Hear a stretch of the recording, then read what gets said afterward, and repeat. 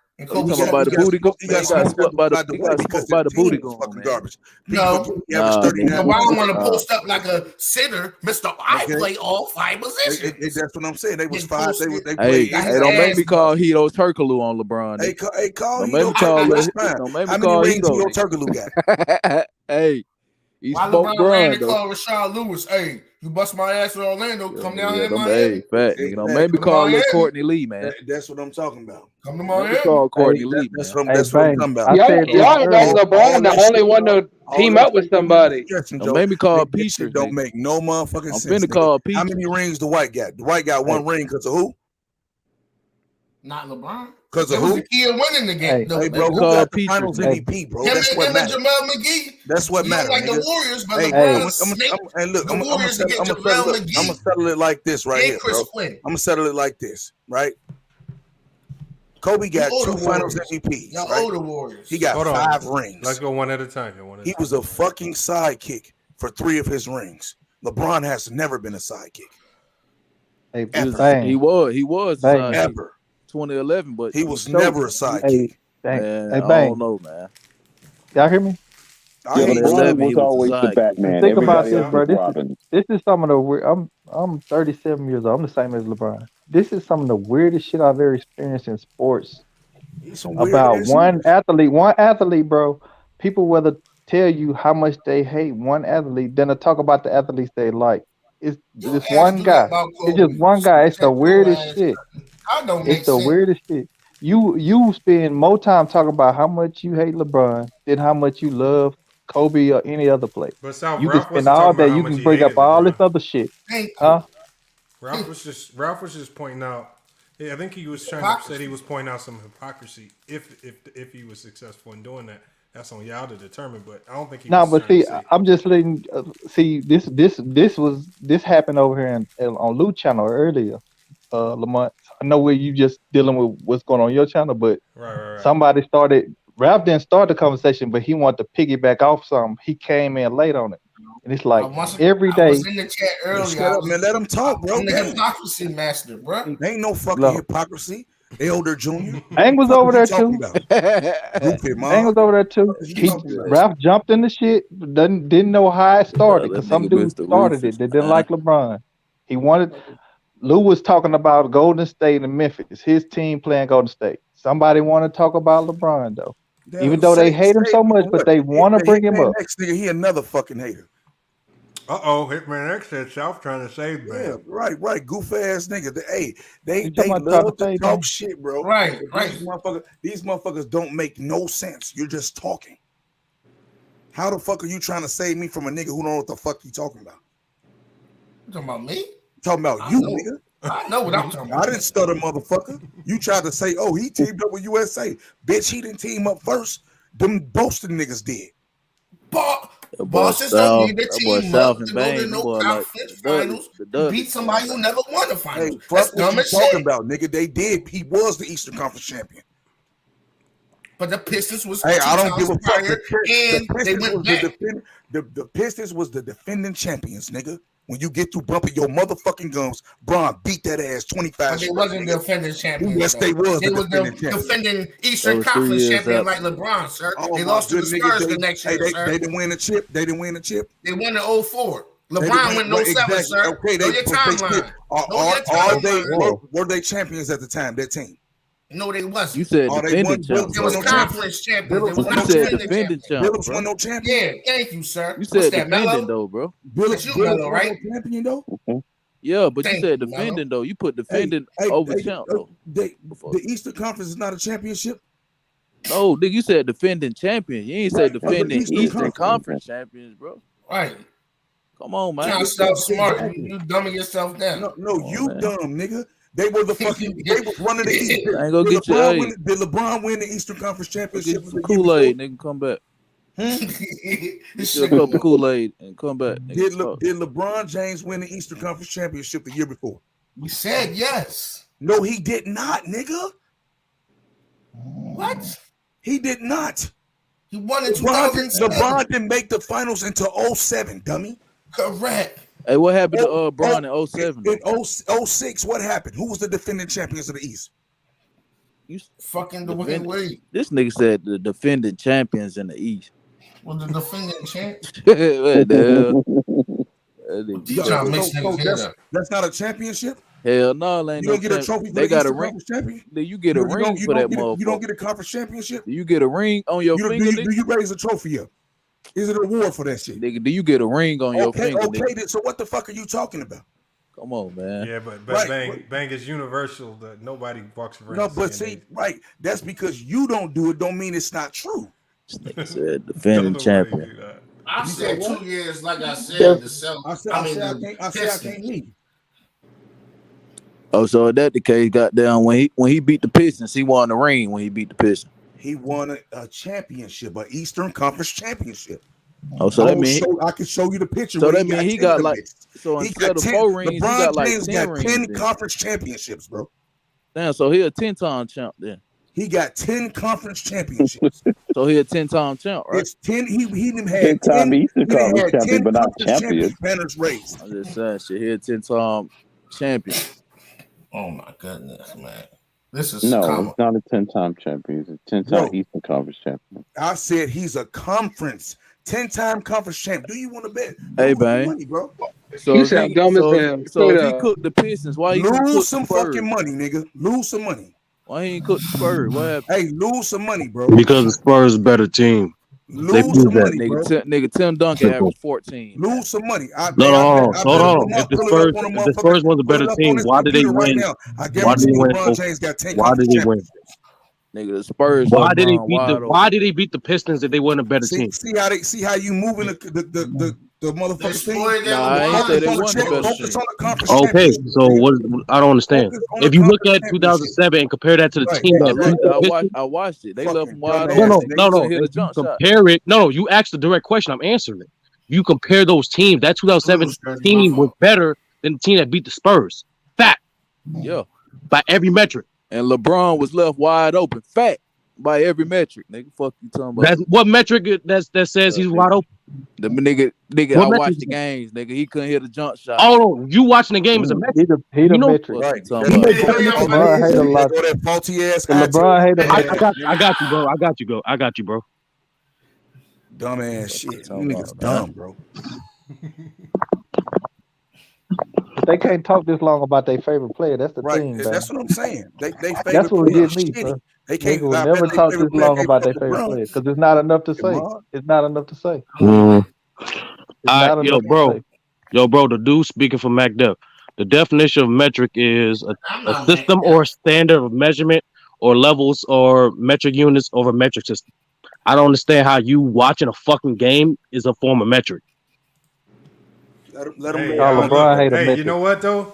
I was kind of starting not to believe Bang at first until I saw this. This he is kind of right. They treat it like a championship.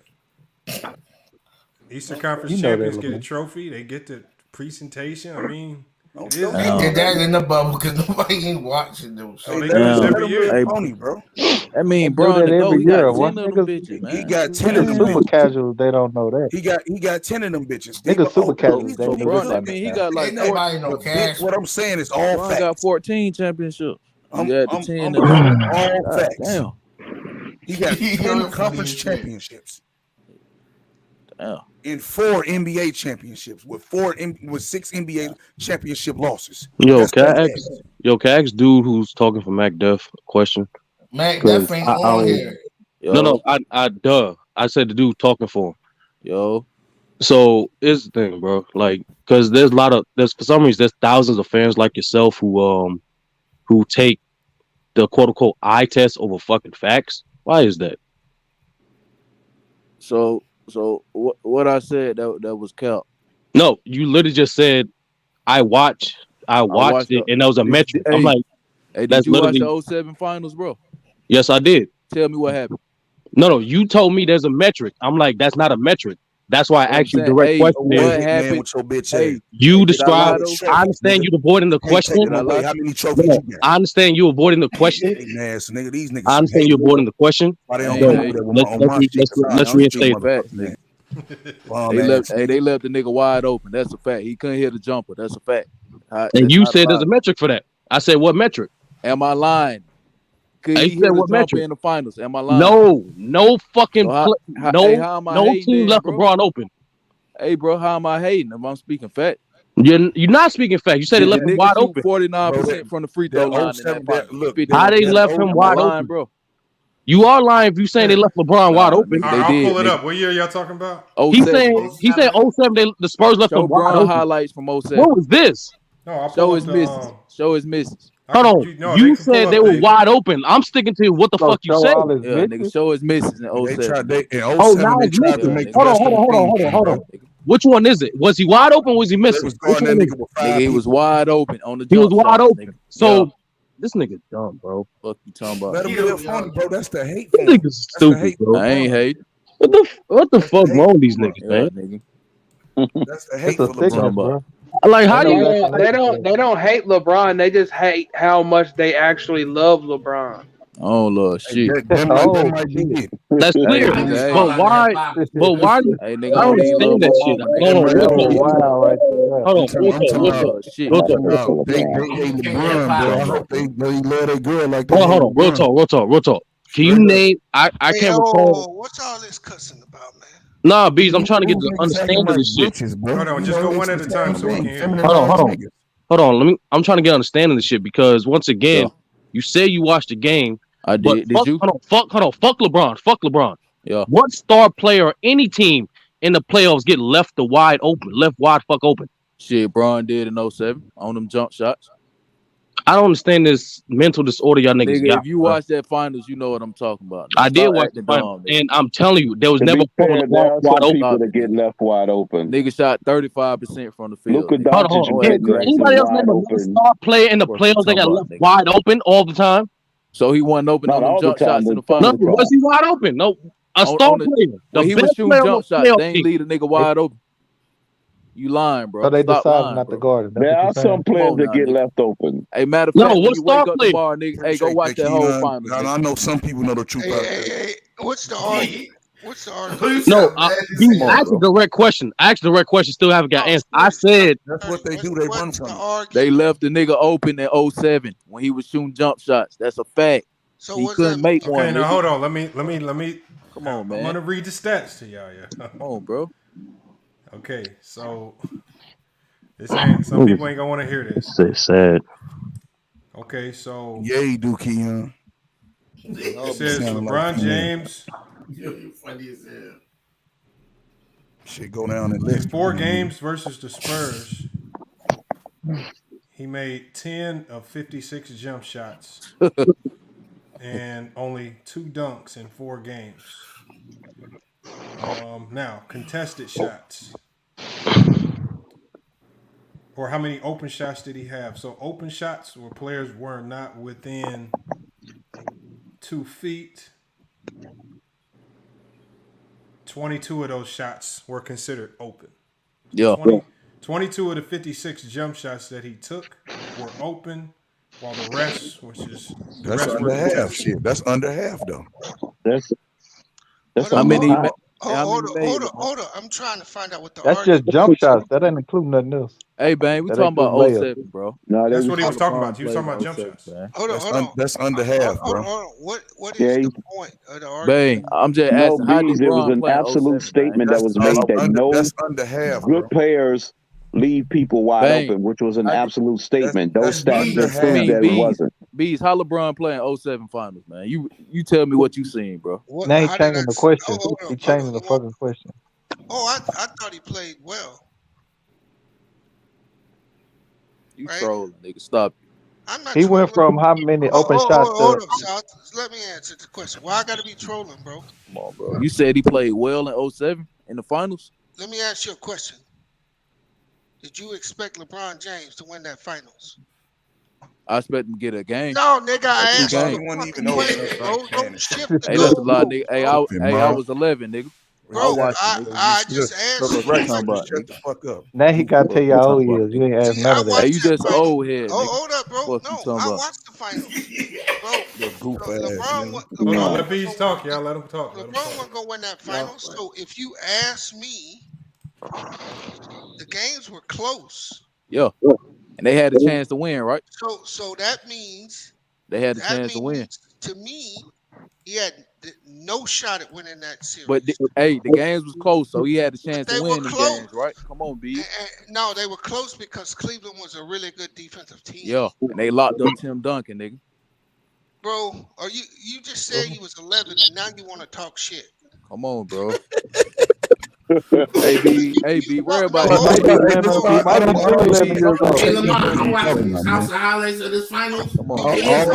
do is regurgitate what the white skin. Hey, B's, I'm finna take your money anyway, nigga. Take my money, bro. How old are you now? 12. Let me deal with this mellow. It's barbecue session. No, so I guess this is a knock on LeBron. Is that what you're saying? No, we were just talking about 07. No, bro. I'm asking you a question. Is that a knock on LeBron? Hey, we treating what 07? Let's say he, yeah. Is that a knock on him? Yeah. Come on, y'all. Somebody got some background noise. Shit, Mute your mic if you got the background. No, just all I said was the nigga couldn't make an open jump shot. Hey, Melo. That's all I said, bro. Fam, right? Nigga told me I was lying though. Hey, Mel. Now he changed it again. Hold on, B. You changed it again. Hold on. You fam, right? But you showed him move them goals, bro.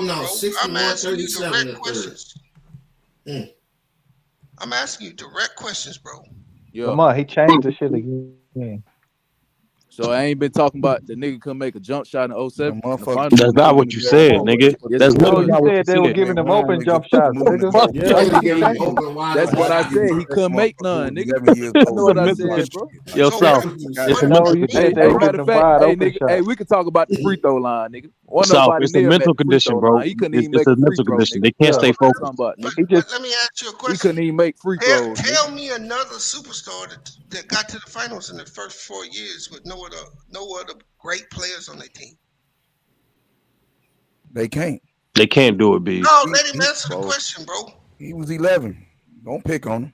No, I'm asking him. Use your Google. Use your damn phone. Hey, B, you said without another superstar?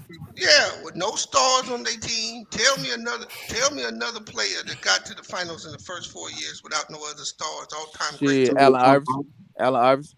In his first 4 years. 2000. He got drafted in 96, nigga. His fourth year. Okay. He went there 2001. 2001, yeah. Hold on. Did he win? He was playing with trash too, nigga. Bro, did he win? No, he ain't win. Did he get a game? He got a game, didn't he? Stop it and answer the question. Come on, bang. Come on, B. He got a game, bro. Is that a knock on Allen Iverson? No, because he got a game. I seen him. The thing can't count. Beast, he can't count. That was AI's 5th season. That was in his 4th season. He got it. All I know, he got a game, nigga. That's all I know. Dumbass nigga, he didn't get to the finals in his 4th season. He was 11 back then too. Bro, let me ask you a question. Nah, he wasn't 11 in 2007. Ralph and this nigga don't need to be in the tank no more, bro. You know Ralph nothing, nigga. I'm the one telling y'all the truth. What you talking about? That was 2001. Yo, come on, put this graphic down, bro. I seen AI get a game, bro. I ain't telling you that. I seen AI get a game in his 5th season. It don't matter, nigga. It don't matter, nigga. So I'm sitting here and one against Shaq and Kobe, nigga. Hold up. How can anybody say that a 4-year player get to the finals, get the best team in the league, got to go against the best team in the league, hey, B. and you didn't play well? But the B, how did Tim Duncan play in that finals? You act like Tim Duncan just went, nigga. He averaged 14, nigga. Bro, no. See, nigga, he averaged 14. Why did he average 14, Melo? Come on, B. Why did he average 14, Melo? Because they locked him up, nigga. No, nigga, you really believe that dumb man, shit? Ilgauskas locked up, bro. I watched it, bro. Hey, man, I watched it. He watched the game. He said Ilgauskas. You watched it as 11-year-old. Hey, so the nigga averaged 14 because he wanted to. All he wanted to do was average 14. Come on, man. Bro, you can bag on LeBron. That's cool. I got no problem. I ain't bagging on him, bro. But for you to say I don't know the nigga, man. Can't do something or a motherfucker didn't do something, bro, just getting there is an achievement. Nigga, this not a participation award though. Nigga. What you mean? You got a participation award your whole life, nigga. You ain't no motherfucking honor roll. Hey nigga, I made honor roll. You ain't no Val Victoria. Hey, ain't no Val Victoria. Hey, you lying? Hey, I made honor roll. Bro, where's your personal achievements? Well, I'm saying though. I made honor roll though, B. I bet he ain't do it every year. Nigga, my mama made sure I made honor roll. I bet he ain't do it every year when he was watching the motherfucking game. I did it twice, nigga. You ain't do it every year though. Yeah, nigga, I'm a 2-time champ, nigga. Honor roll. My mama made sure I made honor roll. Hey, I mean, I got two of them. I got 2 rings. Yeah. Let's think about this. Yeah, this the fuck. What Tim Duncan, Tim Duncan, Ginobili, Tony Parker was on that team. Yeah. They were loaded. They were. Hey, how did they play though? Hey, fuck who was on? How did they play though? Hey, look at what just happened to Larry Hughes. It's pretty low. What just happened to Larry Hughes? Hey, LeBron rewind this shit. Yeah, that was what just happened to Larry Hughes, bro? Man, Larry Hughes ain't want to. Hold on, can I ask Melo another question? Larry Hughes ain't want to hoop. That nigga had a teardrop, man. He was shooting shit. He was a killer, man. Nigga ain't want to hoop on the court, man. Did y'all see that? Teardrops, man. Yeah, what world do we judge? Larry Hughes averaged 1 point in the finals against 3 Hall of Famers. Man, look at that shit, bro. He But threw hey, the ball through his fucking legs, bro. Hey, how did the Hall of Famers Famers play though, bro? Look at this shit. Fuck who on the team? How did they play though? I asked you a question. Yo, hold on. Let Bees cook. And what I ain't say that, Bush. And what world, what standard do we judge one player against 3 Hall of Famers and say 2011, nigga. No, and say it's equal? 2011, nigga. It wasn't Jason equal. Kidd, the Hall of Famer. He got 2 2011, nigga. on that play. 3 top 10 players versus 1 top top 75 players on that team. Bro, hey, bro, let's stop. Thank you. Stop the cap, nigga. It's 2 top. It ain't motherfucker. What's Jason Kidd?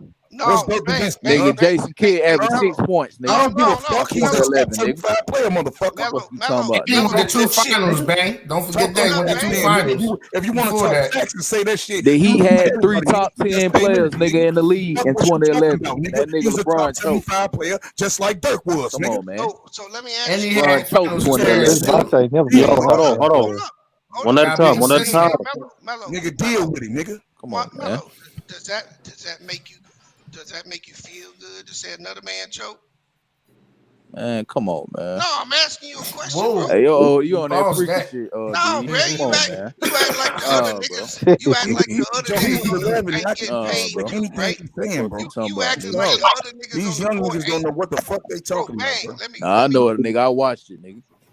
Yeah, nigga. All right, he was 11 years old. Yo, Melo, real quick. Hey, 2011, nigga.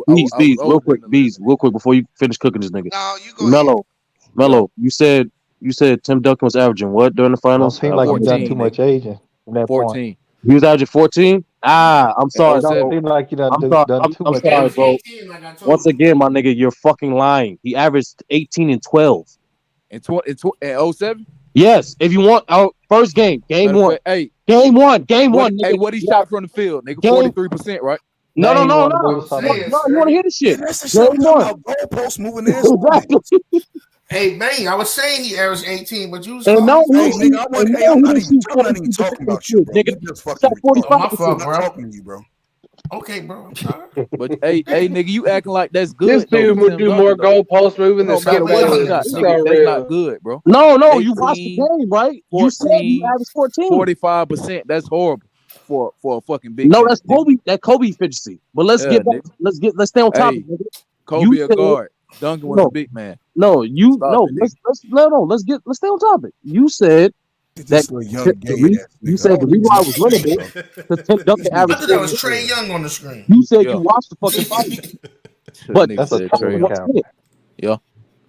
Salute to Hey, one Coupe. all I want to know, did Tim Duncan play good in the finals? That called him daddy. yes, nigga. Called No, my he daughter didn't. daddy. No, he didn't. Shit like that. Stop it. Hold on, what happened? Ain't that Stop that it. same young fruity ass nigga that called my daughter daddy? This nigga's on his yeah. shoulder, man. Yeah, that is that nigga, ain't it? Oh, Hey, send me that shit so I can make a motherfucking t-shirt out of it. So I can make some more money off these bitch ass niggas.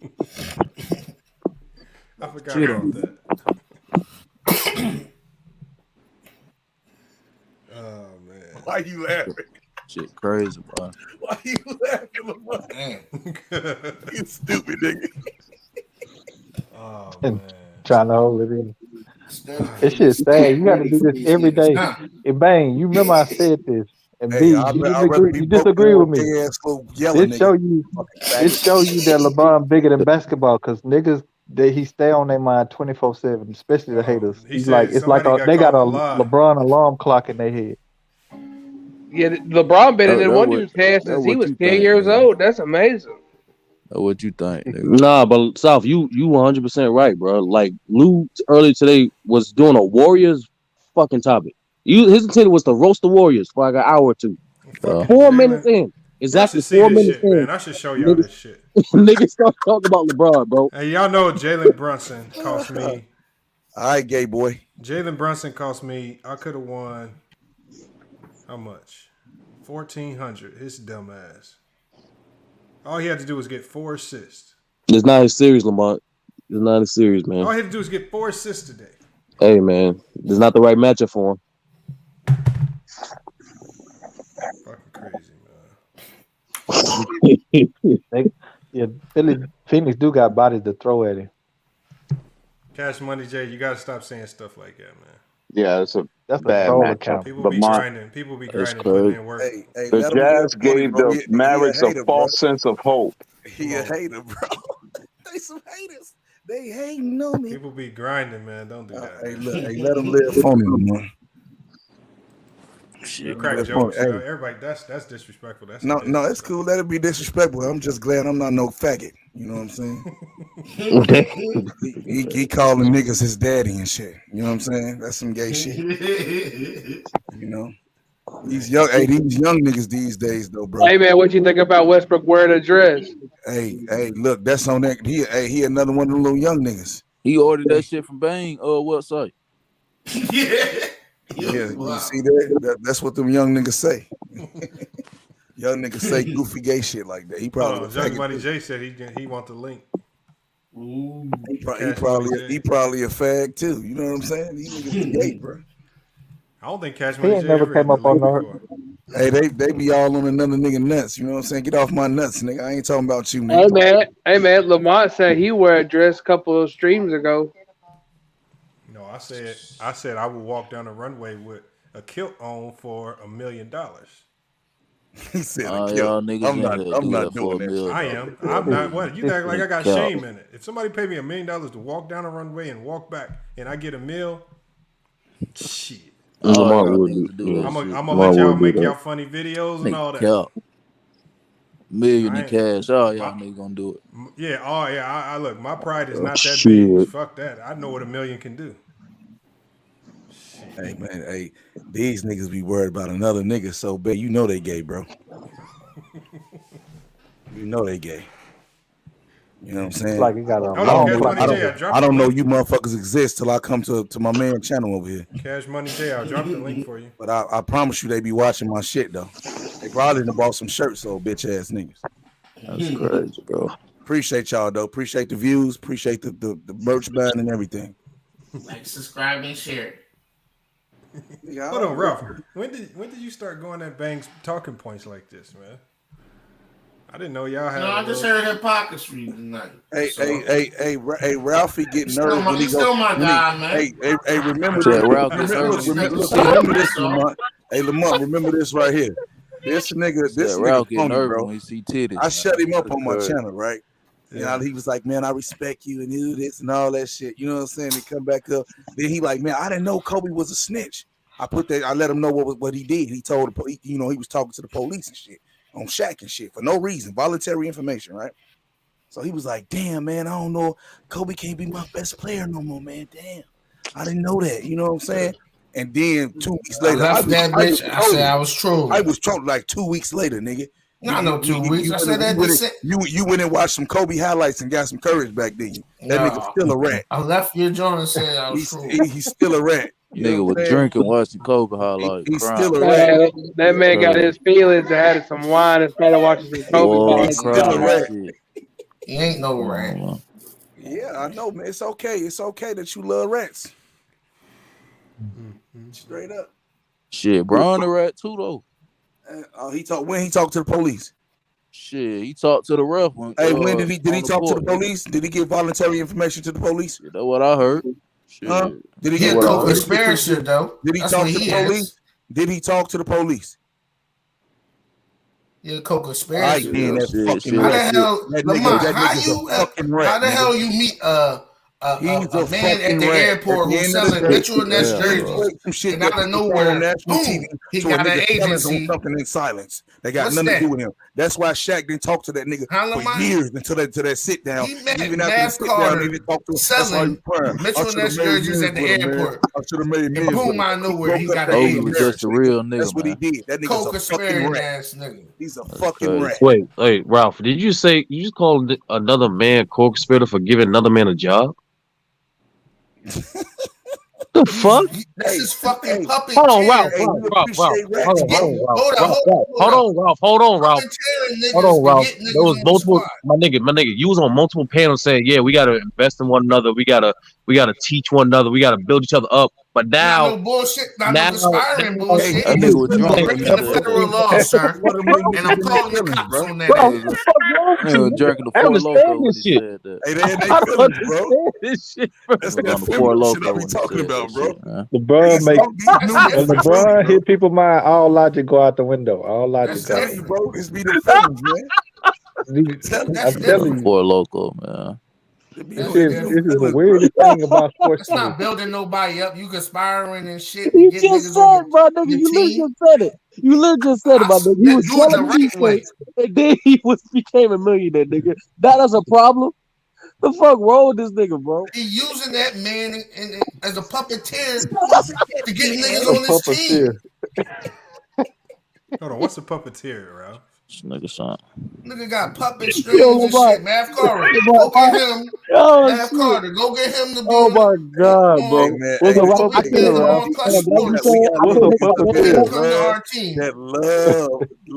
That love snitches, bro. They love rats. Crazy, bro. That's some nigga shit, Ralph. I'm not gonna lie, bro. That's some niggly shit, bro. I'm not gonna lie. All logic go out the window when it comes to LeBron. 30. I done proved it so many times. Skip Bayless got the feds on that. One dude. What's the commissioner's name, Lamont? I'm making that phone call in New York in the morning. I got evidence on that nigga. Oh shit. Lose their logic over one man. Trying to get this man out the league. Yo, I hope all you JDRs out there, especially a few on this panel, y'all get professional help. I understand it's a mental disorder. Certain things y'all mama nights too, bro. Them correct. I wish y'all get professional help. Mental health is a serious issue. Stay away from Jordan Schroeder, man. That's all I gotta say, bro. Hey, man, y'all got me. I don't even like Jordan. Hey, y'all got me through my blinds. What you talking about, nigga? Hey, salute. Fuck all these. How much I make? You playing poker, right? No, I'm putting up blinds, nigga. Oh, I thought you were talking about that nigga like playing Candy Crush on the phone, man. No, putting up blinds and windows, nigga. When you playing poker before one nigga playing Candy Crush. I always play poker, bro. Oh, okay.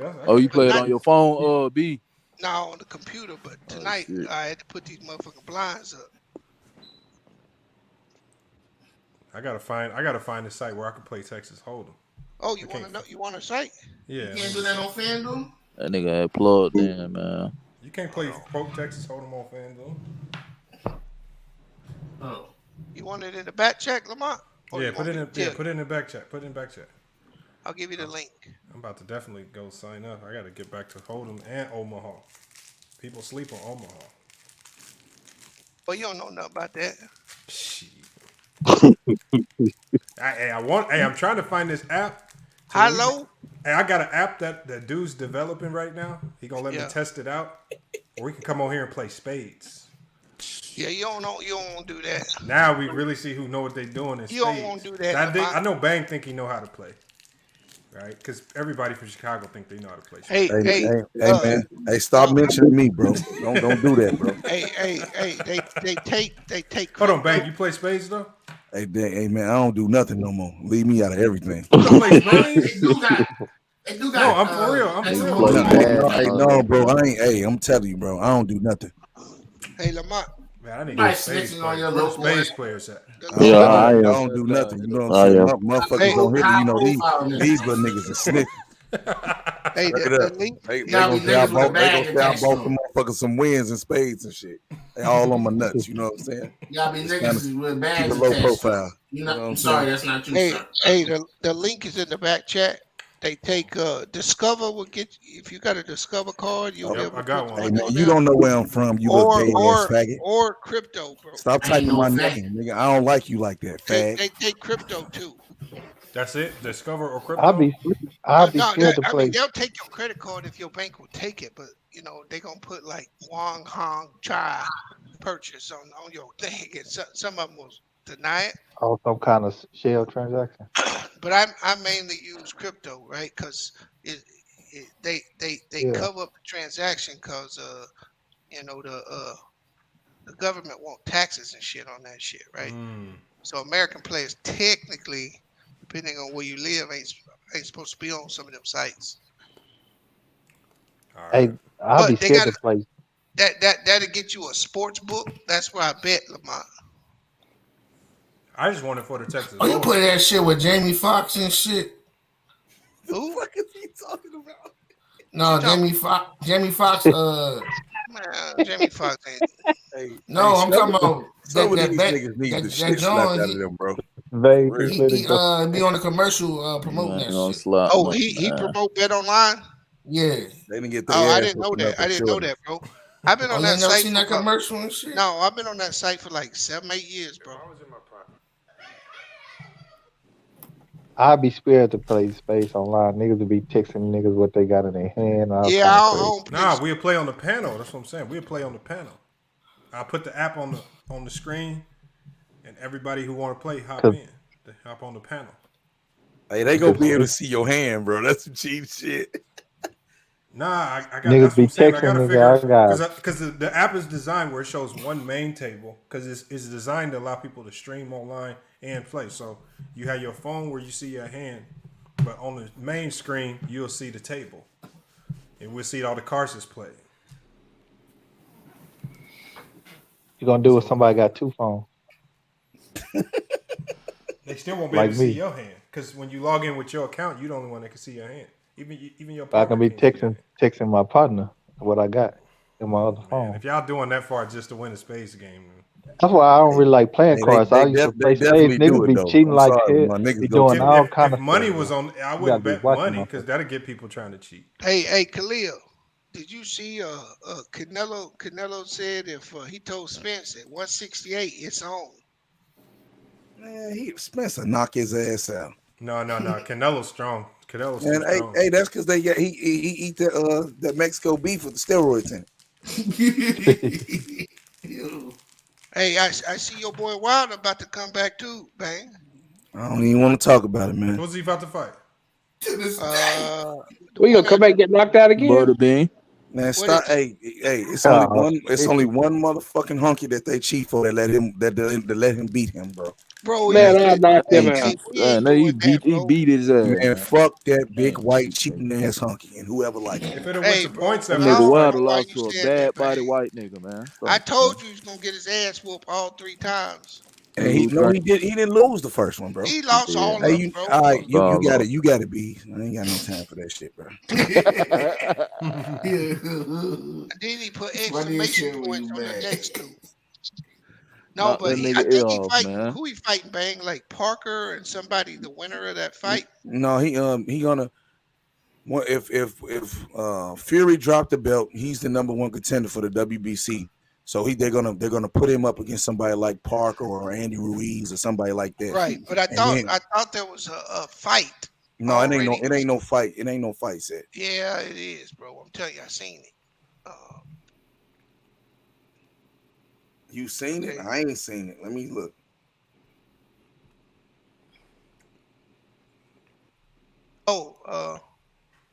Because if it better not be Buddy Goofy ass that just got knocked out by Fury. He may fight the winner of Usyk Joshua. That's who he should face. But hey man, Joshua will get knocked the fuck out, bro. Easy. Joshua, a scary ass nigga, bro. He shouldn't fight Usyk, bro. Didn't he lose his last fight? Yeah, Joshua lost to a little bitty white boy. Man, that little white boy beat your ass too, though. I bet he won't. I bet he won't. I'm not finna get in there professionally, nigga. This is what's expected from men can't control their emotions, Lamont. That's all good. Yeah, they get mad and shit. No, bro, LeBron will dunk all on your little dumb ass. Right. Oh, dumb ass nigga. You right. Yeah, he's been offered. He been offered to fight Parker. That's who he gonna fight. Yeah. So if he fight Parker, bro, he gonna knock Parker out in the 3rd round. But I want to see Spence and Canelo. I want to see that fight. I want to see that too. I want to see Spence and Bud too. But Bud just signed back with Goofy Cuz, the little white dude, the little racist dude. What's his name? Bob Arrow. Top Rank. Yeah, he done signed back with that nigga, man. Crazy. He signed back with Top Rank. Joe, he was suing the nigga, then he signed back with him, bro. Come on, man. What you doing? No, he's not right now. Khalil, what's good? What up? Negotiating with that know nigga, he bro. gonna come that boxing talk. What's going on, He didn't Khalil? sign back with Top Rank, did he? Man, it's crazy, bro. This dude, wild, man. We gotta talk about Terrence Crawford. Yeah, he ain't back with them. I think Terrence Crawford beat anybody you put up in front of him. He should have signed with Clutch and went to the Lakers. He a free agent, but he a partner up. But depending on what fights he get, he's not actually with Top Rank. Hey, I don't got him beating Spence. But he partnered up with him though, right? Well, yeah, he could do what some of these boxers do is they'll do like promotional team ups to make certain fights, so he can go anywhere he wants. Like he can go over to the UK with Eddie Hearn, or he could go with Top Rank, or he can go with the PBC. Like he ain't under no specific promotional banner. That's good, but I wouldn't do no business with dude, bro. Dude is a hater. I mean, if I'm him, I'll team up with the PBC because that's where all the welterweights are, unless he plan on going up. And to me, Crawford, he not big enough to move up to 154 and still be effective. What he need to do is concentrate on becoming undisputed at 147, because then that'd be 2 weight classes he was undisputed in. Yeah, which is rare in boxing history. That you don't have too many guys that did that before. Clear. What up? But both him and Spence got to get up out of there, bro. And it's coming, bro. Yeah, that name right there, boy. You got guys like I mean, Virgil. What's the young brother name? The young Mexican guy. Like, there's some guys there that's down there, but I agree. I think Boots Ennis is the best. He'll be the best one for a while there. But Boots is big for the weight class too, so he may not campaign there that long. Yeah, he is, but I think he beats both. And he quicker and got power too. Like that. Yeah, I mean, just based off aesthetically, just based off his skill set, you can say that. But I want to see Boots Ennis in there with a real guy. Like, he hasn't really fought. I mean, Sergey Lipinets is a decent test, but that's nobody to really gauge. He ain't fought no season solid dude. Yeah, like he's a solid gatekeeper at this point. So I want to see him in there. I think him and the other up and coming guy should fight. What's his name? Virgil something. The one Mexican guy. I think they should fight. And try to see who can come out of that. I mean, you still got guys down there that he can't fight, other than Errol Spencer. Where it was, they trying to get him to fight Keith Thurman. Keith Thurman is the only boxer in history that I know that's always about to fight somebody that never do. Like, he was, I mean, it's funny how boxing worked, because I mean, I've been following both Keith Thurman and Errol Spence since their career started. And Thurman used to try to son Errol Spence, because at the time Errol Spence didn't have a belt, and then Errol Spence go over there to the UK and beat Kell Brook and become IBF champion, and then Keith Thurman make another excuse. Then he make another excuse, and then another excuse. It's like, this nigga got more excuses than a nigga going to the electric chair, man. So, like, at this point, he just a ponytail toting nigga that ain't did shit for real. Like, he ain't really do nothing. But you know why he didn't fight Errol Spence, right, Khalil? Because he's susceptible to body shots, and that's Errol Spence's game. That was a smart decision on his That would have part. broke his ass. It would have broke him down. He got hurt too many times to the body in them fights, bro. You know what I'm saying? And that's why the only way Bud beats Earl, he got to take him out. He got to take him out in 6. If it goes any longer than that, I think physically he gonna get broke down. Yeah, Bud is strong for I don't his know, size, man. but Bud know how Errol to is stronger. adjust, though, bro. No, what Bud's biggest issue is to me, Bang, is that Bud is a game dog. So that means when he get hit, instead of him coming up with a different game plan, he gonna want him to go in there and try to fight. And you can't do that against Errol Spence, man. Errol Spence gonna end up knocking him out. Did you see the Porter fight? His corner told him he was down. He went out there and knocked his ass out. Yeah, that's one thing you can say. He hurt Porter, but when Spence and Porter fought, he just won it by that knockdown. He didn't really hurt him. He just knocked him down. Yeah, but I'll reserve that because word is not no excuse that Porter didn't really train for that fight. Yeah, he did. Come on, man. For real. I mean, his dad said it.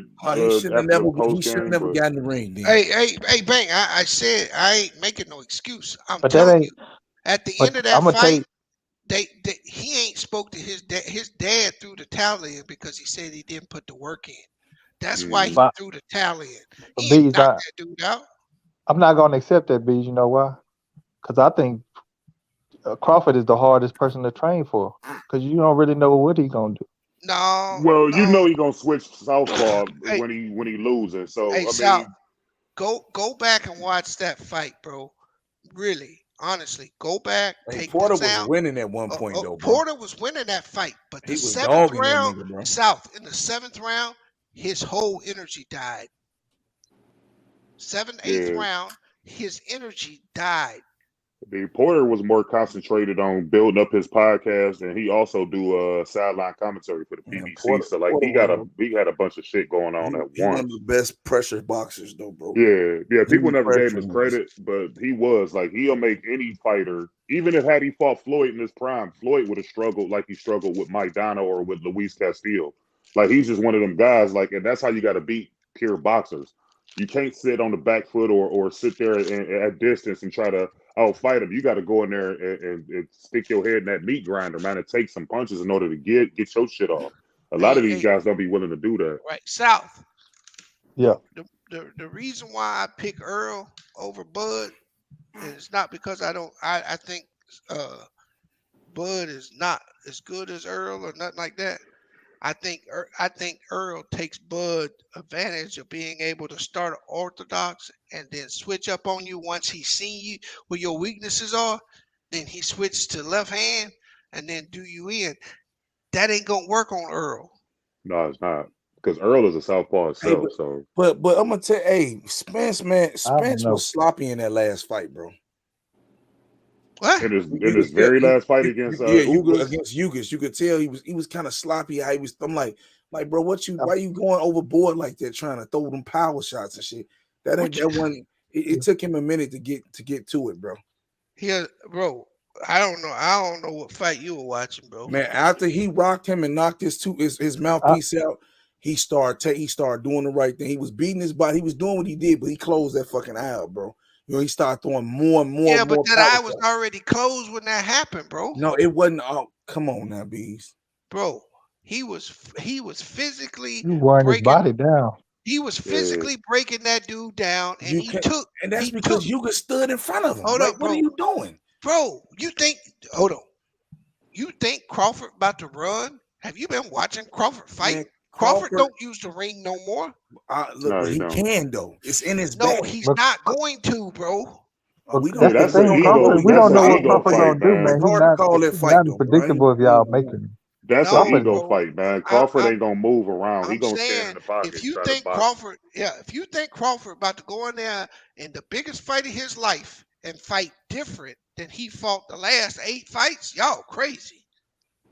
Yeah, no, that's an ego fight, man. I know that Bud can adjust, bro. I know that for sure. He's an adjuster. Yeah. He is. All his fights might not look as clean as Errol Spence and wins, but the longer he in that ring, he makes adjustments. He finds to Bud's credit, all his fights at 147 have been knockout fights. But you also have to keep in mind. You also have to keep in mind is the level of opponent at that point in their career. Like boxing and anything, you have to watch it in real time, because in real time, Sean Porter lost to all of the greatest fighters at 147, but they were all struggles. Now, for people that didn't watch it, they'll look at it afterwards and look at his career and be like, "Oh, he got all these losses," and think he was a bum, but he's really not. And I'm not just saying that because he's from Cleveland. I'm saying that because I'm one of his biggest fans. Like, I've always supported him as a fighter because I know how hard he worked and how hard him and his dad worked. So I think that Spence edges the fight. I think it's more competitive because at the same time, Spence has never been in there with somebody like Crawford either. So you got two pendulums, you know what I'm saying? So I think that Bud, to his detriment, he does, like you right, Bang, he does have the ability for ring generalship in his bag. But like I said, this is an ego fight. He's not going to move around. He's going to want to prove a point and try to knock Arrow out. Man, and that's not going to knock Arrow out, man. That's what he's going to try to do. I don't think he ain't going to do that. That's what I he's don't gonna think try he to can, do, though. bro. The best way he could beat Errol, honestly, even though Ugas got his ass whooped, he still has some level of success, particularly with counter punching. If Bud stay on his back foot, he don't have to move around like a Floyd or something, but at least have intelligent feet.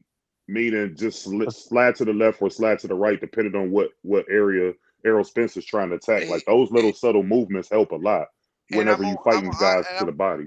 And I'm gonna throw this little out here, bro. If y'all don't think Errol Spence can box and make adjustments, y'all ain't watched him enough. I didn't say that, No, because I'm telling you, bro, Mike, that Garcia kid, bro, he boxed the motherfucking shoes off that dude. That dude is one of the best boxers in the game. Yeah. You talking about Mikey Garcia? I'm talking about Mikey Garcia. He whitewashed Mikey Garcia, and he fought Mikey Garcia. He fought Mikey Garcia's fight. Yeah, he intentionally didn't knock him out because he didn't want for people to use the whole Errol was bigger than him excuse. So Errol just got on the back foot and boxed intelligently and showed his back. But that check left though, that's one hell of a check left, right? Yeah. No, Errol could have easily just overpowered him and knocked him out. I'm like, dude, he wouldn't have got credit for it. So he just wobbled boxed him. his ass a couple of times. He boxed him and got that decision that way, and still got criticized because then now people start to use the excuse of, well, you're bigger than him, so you should have knocked him out. But had he done that, y'all would have made excuses for that. But so it's like he couldn't win either way. I got a question for you and Bees though. What y'all think about Shakur and Bob Aaron walking up and not promoting the fight, walking off and not promoting the fight? Promoting what fight? Y'all didn't watch it, huh? Shakur versus Valdez. I seen the fight. It was they didn't really have to promote it, Bang, because that was a one-sided ass whooping as soon as Valdez signed the contract. Did you see his face after the fight, bro? Man. I mean, he didn't want to fight him, man. Valdez is blaming Canelo for fighting him. He didn't want to fight him at all because it was a uneven matchup from the gate. Like Valdez got a typical Mexican style, and that's did you hear what he said though, bro? Mexicans though. You know what he said? He said, man, he was just bigger than me. He the better fight. He was I'm gonna tell you a problem with Shakur. That wasn't it, man. He's just a typical flat-footed Mexican fighter. And when you get a guy like Shakur that can do everything, he gonna lose that fight 100 times out of 100 times. And you heard what he said, right? Who? You heard what Shakur said, right? Well, I know Shakur was calling out Lomachenko now, so that'll be a good fight. No, it wasn't Lomachenko, nigga. It wasn't Lomachenko. Well, he want Devin Haney too. I mean, he want all the best fighters. He said, he want Devin. He said Haney was in the building. He said, "Yeah, we gonna get up there. We gonna line that up too." Where he at, Haney? I say, he gonna line up a lot before. I don't think he's ready for that fight right now. I think Haney beat his ass, bro. He's not ready for Devin Haney. He ain't ready for Devin Haney, man. He Devin's not naturally bigger than him, man. Yeah, Devin naturally bigger than him. But it's only 5 pounds, bro. Come on, man. No, yeah, bro, man. But we talking about pounds. walk around. We talking about walk around weight. They rehydrate down. I know that, but I'm saying you know what they gonna come on the weight. No, bro. You talk about a lot of strength, bro. A lot of strength. But he talking shit. Yeah, because he know that fight ain't about to happen. See, Devin Yeah, Haney and they spar anyway. They friends. Yeah, Devin Haney just signed a 2-fight deal with Top Rank. So he gets this Kambosos fight and then a rematch, and then he's got to do another. If he wins, he got to fight Lomachenko. Right. Bro, hey, he need to fight Davis though, bro. They got to stop ignoring it and avoiding Davis, bro. They're not avoiding them. Davis is avoiding the big fight. Davis, man. Davis is avoiding the fight. Nobody. And that's why he leaving Floyd, bro. Dude. He want them fights, true. Man. Bang, that's bullshit, bro. He want them fights, man. Bro, I heard Davis out of his own mouth say they asked him. He was on a podcast 2 weeks ago. They asked him, "Hey, have you wanted these fights?" He said, "No, I didn't." Yeah, he never asked for none of them fights. And and where he hover around that between 126 and 135, dude, it's plenty of motherfuckers that he can fight. Like he fighting Rolly Romero. Like this dude is a fucking garbage can. Like he shouldn't be fighting this dude. He shouldn't have went up to 140 and fought Mario Barrios. If he was gonna move up, you should have fought Josh Taylor or Regis Prograde or somebody that really matter at that division. You fighting the bottom tier leftover niggas that didn't nobody know for real unless you really watch boxing. So it's just like his whole career has been navigated to avoid the big fights, and he did it himself. He like Bees just said, he admitted it. It was him that came out and said that he didn't want these fights. he could have been fought Lomachenko. Lomachenko been calling him out for years. Like you could have been fought Teofimo Lopez. You could have fought Ryan Garcia. I thought it was Floyd, bro. Y'all. Nah, it's him. It was him. Floyd was trying to get him in there. He said this out of his mouth, right? Yeah, he said it out of his own mouth. He said he didn't ask for those fights. Like they were trying to get him in there with Lomachenko a couple years ago. Well, for the last 2 years, as a matter of fact, he was the one who declined those fights. Not Floyd, not Leonard Ellerbe, not whoever else. Like it was him. And that's cool. So okay. What you think about Bud and Earl versus the Charlos? You know what I'm saying? They getting into it now. I think Bud too small, bro. Yeah, Bud way too small. Yeah, and Errol ain't gonna fight him because they all got that Texas relationship. Yeah, so and it's that PBC shit. It's the PBC. But I think skill wise, Bud can get with him. But I don't know if Bud. Hey, I think he'll knock Bud out, bro. Yeah, if he hit him, he gone, bro. That's what I think. I think because see, he had problems with that Mexican. He finna fight. He finna fight him again. Brian Castaño. If he don't knock him out, bro, I'm gonna have a problem with him. Cause see, bro. Hey, why you gonna say that, bro? That dude whooped his ass last time, bro. Yeah, Castaño's a really good fighter, man. Like that's a bad matchup for Carlo. Hey, what did he do, Bees? He whooped his ass, bro. He got lucky and got a draw. Hey, man, look, because every time he hit him with something, Buddy came back like big. I'm like, oh my God, bro. Hey, man, I will say this for him. I gave him the last 4 rounds, right? Mm-hmm. And one of them was arguable. So he ended the fight. He had started to find success. Hopefully he can carry that over. But oh boy was right there, man. He was in his ass. Yeah, that shit crazy. Hey, is that this weekend? Yeah, I believe so. Well, nah, Canelo and Bivol is this weekend. Oh, okay. Yeah, I mean, I don't too much really like watching Canelo fights no more, man. Hey, Canelo good, bro. Yeah, he good. No, I just feel like he's cheating, bro. I mean, I can't respect it. I think it is this weekend too. Canelo's fight just a bigger fight as far as name recognition, but yeah, I think it is. It's the Cinco de Mayo shit, bro. It's the Cinco de Mayo weekend, yeah. Hey, why don't you like Canelo? I just feel like he a cheater, bro. In the they let him cheat. You know, they allow they moved the amount of steroid in the meat. It's just bogus shit, bro. Bro, he got the con, nigga. Exactly. It's all well, good, yeah, he lined up with the World Boxing Council, the WBC, and Mauricio Sulaiman. And that shit crazy, bro. The steroids, they pump the cows in the lower part of Mexico, like the poor towns. They pump them with clenbuterol, which helps like strengthen the meat and build it. Like so, Canelo claimed that he was eating that meat, but like my thing is that you rich, so you don't have no reason to be eating dirty meat like that. You know what I'm saying? Like with the money, with the amount of money that you have. That's what I'm talking about. So that's just a built-in excuse because all of the Mexican fighters down there can use that excuse and get away. That's why the World Boxing Council up the levels of when you test them, they up the levels that you can have in your system because they know mostly all of them. And when you look at his camp, we just saw Oscar Valdez get whooped by Shakur Stevenson. He also tested dirty for steroids. Like pretty much everybody in Canelo's camp popped dirty for steroids. And that's why, Bees, to answer your question. But my thing is this right here, bro. I got so much disrespect for this dude. I think Floyd could come back and still whoop his ass. I don't know now, bro. I do. I think he can. I think he can. Floyd can't beat him right now, bro. Canelo too big now, man. He would have to literally drain himself. He fighting around 168, 175. He would have to like drain himself dramatically. But Floyd, I'm gonna say I know Floyd not gonna move up, so he have to drop down. No, Floyd too small. Hey, and the thing about it is, Canelo been in the gym. You can see parts of Floyd gain in Canelo now. Yeah. I mean, but that's what you do though. Like you learn from the best. Like he was in there with Floyd and he picked up some stuff. Now, granted, he won't be able to fight Floyd, exactly like him, but you can pick up. Like the biggest thing he picked up is his head body movement. Like he's good in the pocket now. whereas before he couldn't because he don't move laterally fast enough to avoid punches with his feet.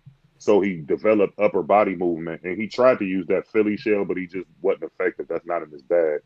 But he has gotten slightly better. The only way you can really gauge how better he got after the Floyd fight is to put him in there with a guy with similar attributes as Floyd.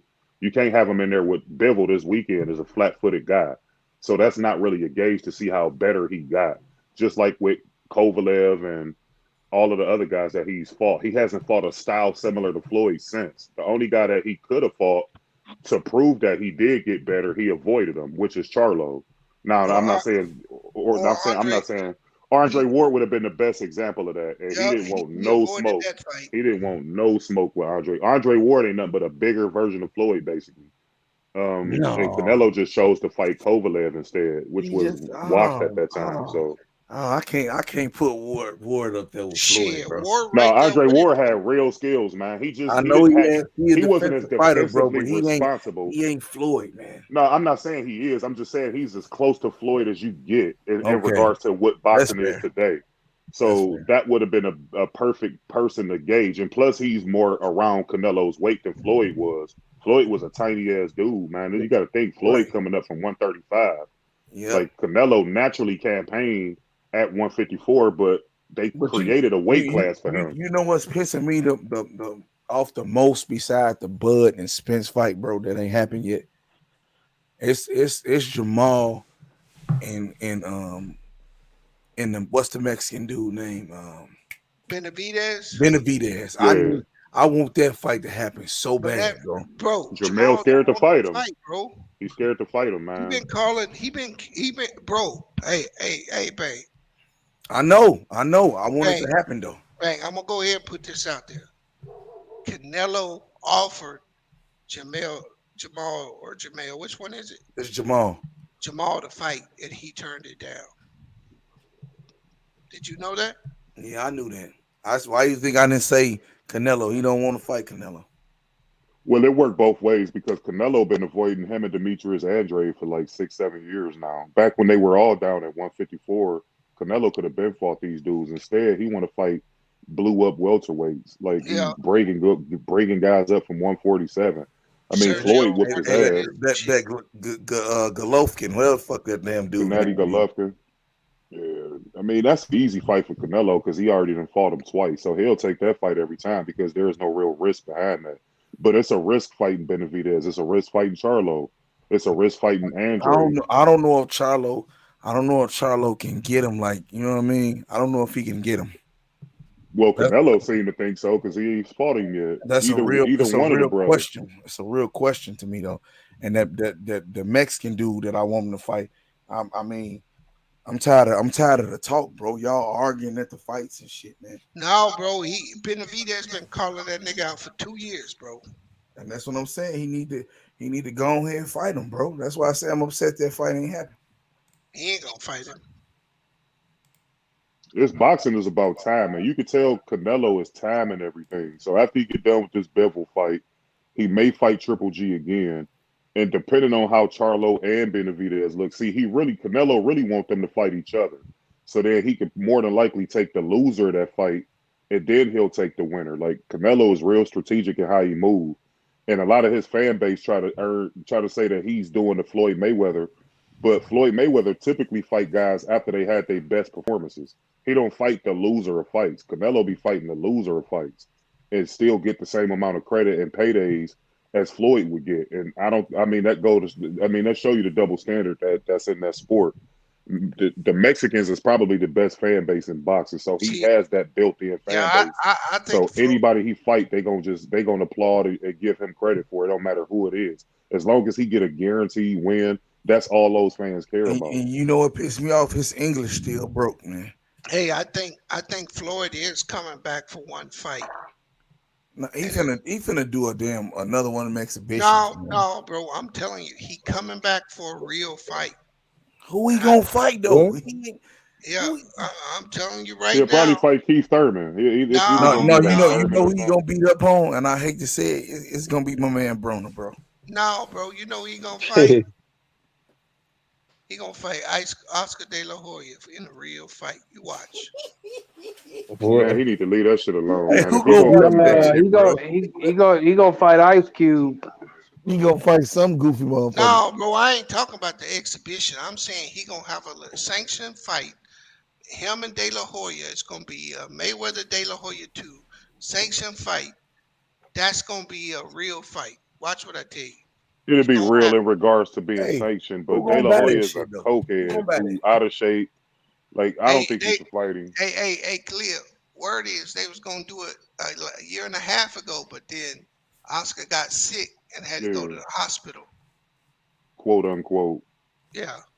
I mean, so you don't have COVID really relevant no more. So these guys can't use that excuse because a lot of them use that COVID excuse. It was like a get out of jail free card, and people just believed them.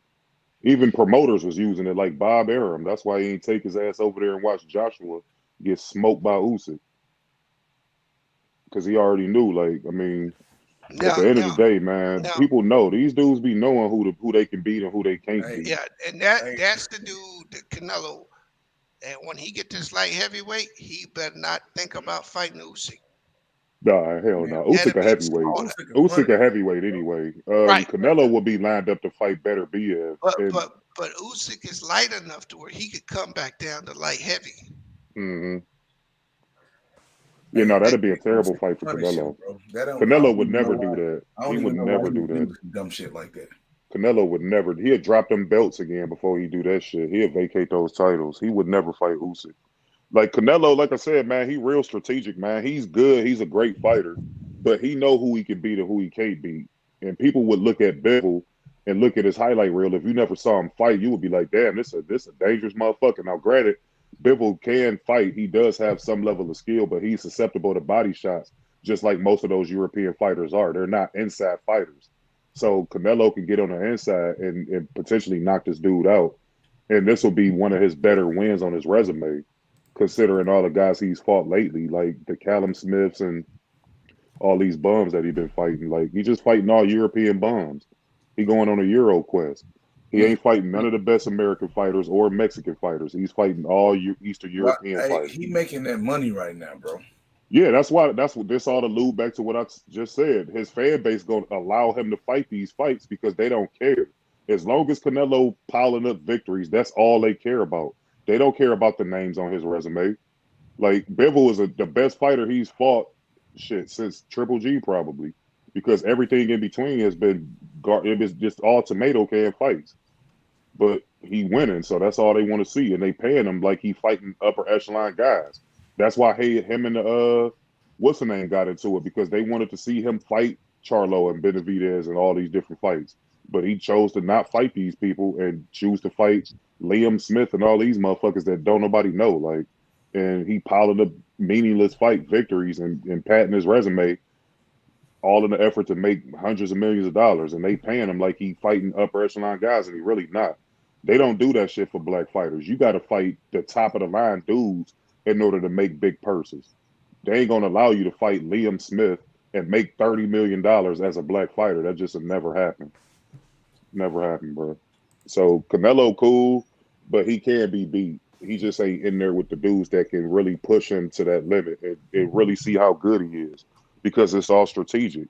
He gonna wait to see how Charlo look in his next fight, and if he look bad, then watch Canelo call him out.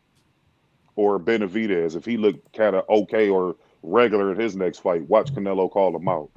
Like, he not gonna fight these dudes coming off their best victories, man. He never did that. Never. The only guy he fought like that was Floyd, and you saw what happened. He got his ass whooped. I don't even think he won a round. He didn't even win a round. And his trainer, Eddie Reynoso, already came out and said that an African-American style is the hardest style to beat. And you don't think Canelo regurgitate that same thought? We know that because he was in there with one and got beat decisively. Khalil, you know what was so bad about that Mayweather fight? What? One judge had it a draw. Oh, yeah, CJ Ross had it a draw. Had him winning, actually. Yeah, no, she had it even. She had it 116, I believe, or 115. CJ Ross did. And I don't think she judged the fight since. They forced her to retire after that. But that goes to show you if Canelo made that fight, let's just say Canelo won 4 out of the 12 rounds, he probably would have won that fight. Because if you look at the Erislandy-Lara fight, I thought Lara clearly beat him, and they still rewarded Canelo with the victory. I thought Triple G beat him the first time. Yeah, he got a lot of questionable decisions on his resume. Quite a few of them actually, but that's the same blueprint that De La Hoya had, where he had questionable victories on his resume, but they were still rewarding him with victories because he tied into that World Boxing Council. So it is what it is.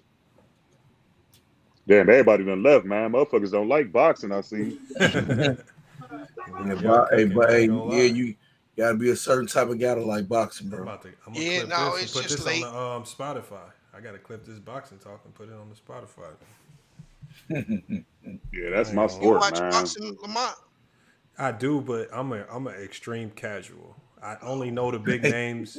He's extreme casual. I'm not even gonna pretend like I mean I can tell you like, you know, who my favorites are, but I really don't even know why they my favorites. I just like them. That's what's up. Yeah, man, shit. Like Terrence Crawford, I that's one of my favorites. Why? I don't know. Couldn't tell you nothing about it. Oh, I know why. Y'all both don't comb your hair.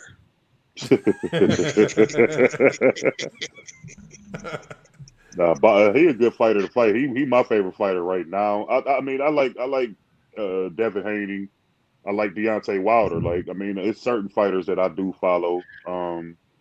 But all in all, like, boxing is a niche sport at this point, man. I remember when boxing was the top sport at one point, or one of the top sports. So as a kid and growing up, my father used to always have me watching boxing. He used to have me in the gyms and all that stuff. So I've been to Crunk Gym and all that stuff. So politics, man. Yeah, the politics kind of ruined the sport, man. And it's still ran by the mafia, believe it or not. It's the Irish mob that's basically running it now. And that's a part of Tyson Fury's whole get down. The Callahans and all them dudes pretty much run the sport at this point. I think Crawford was about to go over there to Callahan at one point. I don't know if somebody got in his ear and told him not to, but he was thinking about it. But you're right. It's the politics, man. And these dudes don't fight each other. And see, in the UFC, at least you get guys that fight. Like, if you real good and top of the line, you're going to have to fight the other top of the line dude. It ain't no waiting 6 years like Manny Pacquiao and Floyd. I think, especially at the heavyweights, you get like, say you got 4 good names while they all undefeated. They don't just fight each other. They'll start fighting all these lesser guys, mess around, end up losing to a scrub. Yeah. So none of the fights end up being super fights by the time the good fighters fight each other. But there's a reason why they do that, Lamont. Why? Because I mean, let's look at Spence and Crawford. Mm-hmm. The loser of that fight done in that division. Done. Why can't they turn it into like a part 1, 2, and 3, just like Wilder and Fury did? Well, if the fight is compelling, they can do that. Yeah, it has to be competitive in order for that to take place. It has to be a compelling fight. So you don't just run out and fight that dude, right? Because if you take that L, whichever one of them take that L, they got to find a new home. It's a wrap. But why? Because you're just a gatekeeper. If Terrence Crawford beats Errol Spence and it ain't a exciting fight, Terrence Crawford is the champ in that division. And what does Errol Spence do now? He becomes Broner. He becomes a gatekeeper. There ain't no reason he ain't gonna be the number 1 contender in that division no more. They done had that fight. If it's non-competitive, you done. You got to go to 154 or even go higher. Or you could just stay there and keep fighting dudes like Danny Garcia and, you know, guys, the lesser guys, like, and try to work your way back up. I mean, but at that point, the winner gonna move on to a higher weight class, and I mean that fight ain't gonna be there no more. So you're 1,000% right.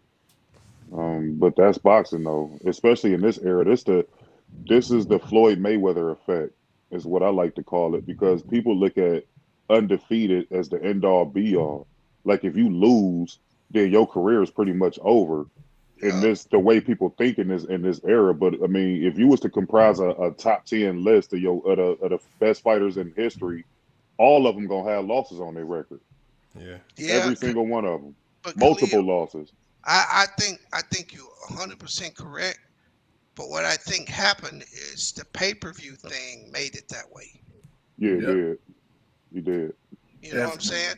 Before, you would be on regular TV, so you could take a loss and you still would get millions of people to watch you. Yep. Today, you take that L, ain't nobody buying that motherfucking pay-per-view, bro. If you ain't no knockout artist. Well, unless you Canelo. Hey, so why was Fury's? Was it Fury? Whose fight was that on ESPN? That was Fury. He knocked out Dillian White garbage ass. So how did why was that fight on ESPN? Because he partnered with ESPN. Bob Arum got a partnership with ESPN. Yeah, top ranked ESPN. Why don't they all just do that? I mean, that's a smart business move, but everybody don't have that. Because you get seen by more people, you get more fans. No, PBC on Fox, right? Yeah. So they all got their networks. Like Dana White went to UFC, right? But he needs UFC. I mean, he needs ESPN because if you notice, most of them niggas in MMA, you don't even know until they fight 2 or 3 times. But ESPN is exclusive with Top Rank. So if you don't sign with Bob Arum, you can't get on there. Yep, you ain't gonna be on ESPN. Big fact. Unless you the opponent, because Dillian White is with Eddie Hearn, but they got a partnership deal. So I mean, you can't flex it that way. That's why Devin Haney signed his deal, because I think him and Cambosis will be on ESPN if I'm not mistaken. I don't think that's a pay-per-view fight. Hey, bro, what surprised me, bro, and I shout out to Devin Haney, bro, because Devin Haney accepted this rematch. Accepted this fight. Signed a 3-fight deal with Top Rank, even though he don't want to be with them. And also authorized the rematch to be in Australia, even if he's the champ. That's crazy. And took way less money. Like I think it's like a 70-30 split. This dude, bro. That ain't no fight for him, man. No, I mean that just show you that shows you all the roadblocks they try to put in front of him for him to turn the fight down, and he still accepted it. Yeah, because he wanna dare to be great. Like you have to take these necessary risks in order to become great. When you look at Floyd Mayweather in the De La Hoya situation, it was dictated by De La Hoya. He picked out the ring, the gloves, the venue, the city they fought in. Like pretty much he dictated every term, and he had the lion's share of the purse. But Floyd knew at the end of the day, if I can beat this motherfucker, then I'm going to become the cash cow of boxing. And that's basically what took place. So when Devin Haney beat George Kambosos twice, he going to be the man at 135, and he going to dictate everything because he going to be undisputed. Yeah. So now you can't avoid him because he got all the belts. And if you want to become a champion, you're going to have to fight him. That's just he playing chess. That's what you got to do now. Shout out to him, though, bro. Yeah, shout out to him and his pops, man. Bill Haney. You see a motherfucker like, here's my knock on Bud, bro. You don't sell, and a motherfucker offer you 40% of the purse, you should jump on that. Real talk. I don't know, Bees, because he winning too, bro. No, bro, he can't sell, bang. I know that. So if you can't sell, and I'm the one that's selling the fight, why I'm gonna give you my money? That's messed up, bro. Bro, this nigga can put all his pay-per-views together, and he still can't beat one Earl Spence fight. Right. And then that's all what Lamont alluded to earlier is it's the politics, because when you look at Crawford, he has an aesthetically a pleasing fighting style. Like I never seen him really in a boring fight before. So he always gets knocked out. So Bob Arum wasn't really promoting him right. Bob Arum, he concentrated all his attention to those Eastern European fighters like Lomachenko and them. That's where all his promotional dollars went to.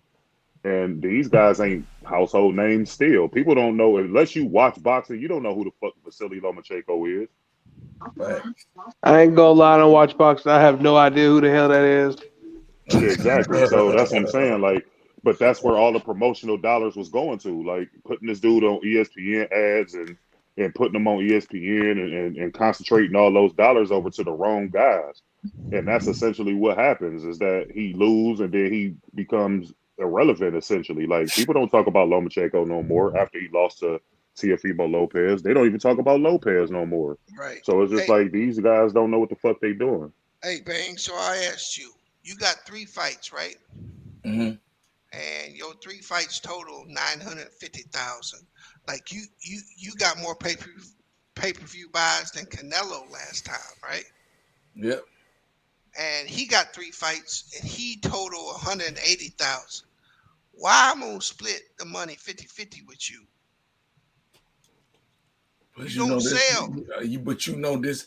Everybody want to see me fight you, bro. No, I don't know nothing. I know business, nigga. Right, I hear you. I get it. I get it, bro. That's what people get confused between boxing and the business of boxing. Mm-hmm. Yeah, but see, totally separate, bro. But Bees, you hear fighters say it all the time, bro. We help each other eat. You know what I'm saying? Yeah, that's my brother. Like, don't play me, bro. Hey, but here's the thing, bro. If I had the 900,000 buys and you had 200,000 buys, you know what that tells me? I don't need you to eat. And why risk losing? Huh? Do they also consider that it ain't to lose? Thank you. And then add that to it, Lamont. You not only are bringing all the fans. You taking the biggest risks. Why am I gonna split the pot with you 50-50? You not and coming. He got most of the belts. Right. You not. I got 3 of the 4 belts. I sell more than you. Why I'm gonna give you half the money? It makes sense. Man, I mean, I get it, bro. But I'm just saying, man, do a solid. I ain't lost neither, nigga. I ain't doing you. This is a motherfucking business, nigga. I ain't doing you no solid. Crawford could take 40% and he gonna make more money than he ever have. I understand that, bro, but you gotta listen. He got fucking Bob bitch ass doing it to him, bro. Look, who chose that promoter? He did. All right. That's fucked up. He actually read up with him at one point. Some personal fucking accountability here, bro. I get it. He did a lot of bad business. Terrence Crawford did. I know, man. There's no denying. It's still fucked up, though, bro. He should have went to the PBC because Top Rank don't have the welterweights over there. Like, PBC got virtually all of them. So that's my knock on Bud. That's my real knock on Bud. I think Bud didn't want that fight then, bro. You think so? Because just what Khalil said, bro, when you look at what Devin Haney's doing, you look at what Floyd's doing, you look back at the old welterweights, them niggas dared to be great, bro.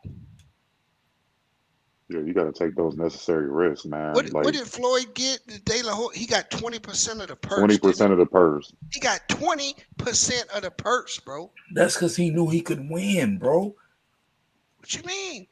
Man, so you telling me Bud don't think he can win? Obviously he don't. Obviously he thinks something's up. I mean, it's just to me, it's point blank, bro. You get out there, like you said, take the risk, bro. You got to go out there. You ain't selling, bro. You know what I'm saying? And man, so what side is worth the least money? Is it Bud's side? It's Bud's side. Yeah, Bud's side. He hurting, bro. So he's the one that should go in. He should take the biggest financial hit. He should come in and take the smallest percentage, right? Just because he has an opportunity to change his whole career. Facts, man. Hey, Bud beat Spence. He gonna dictate boxing the rest of his career. Yeah, that'll be a payday. He'll get paid in the future just by winning for the rest of his career because he got all the belts. And his history, like I said, if he beats Spence, that's 2 weight classes he was undisputed at. And it's not too many people. Floyd never did that. Floyd never became undisputed at 1 weight class. This motherfucker did it at 2 different weight classes, both welterweight. That's historic, man. That's some shit. That's like Henry Armstrong or some shit. Yeah. Hey, ain't there only 7 that's actually, or 8 that's actually done it? 7? Yeah, at just 1 weight class. We talking 2. Like I don't believe that's. I mean, like I said, with the exception of maybe Henry Armstrong or one of those older fighters, but in this current state of boxing, or even in the last era, it ain't too many of them at undisputed at all. Like you said, it's less than 10. So like that's a feat within itself. And we talking about the 4-belt era.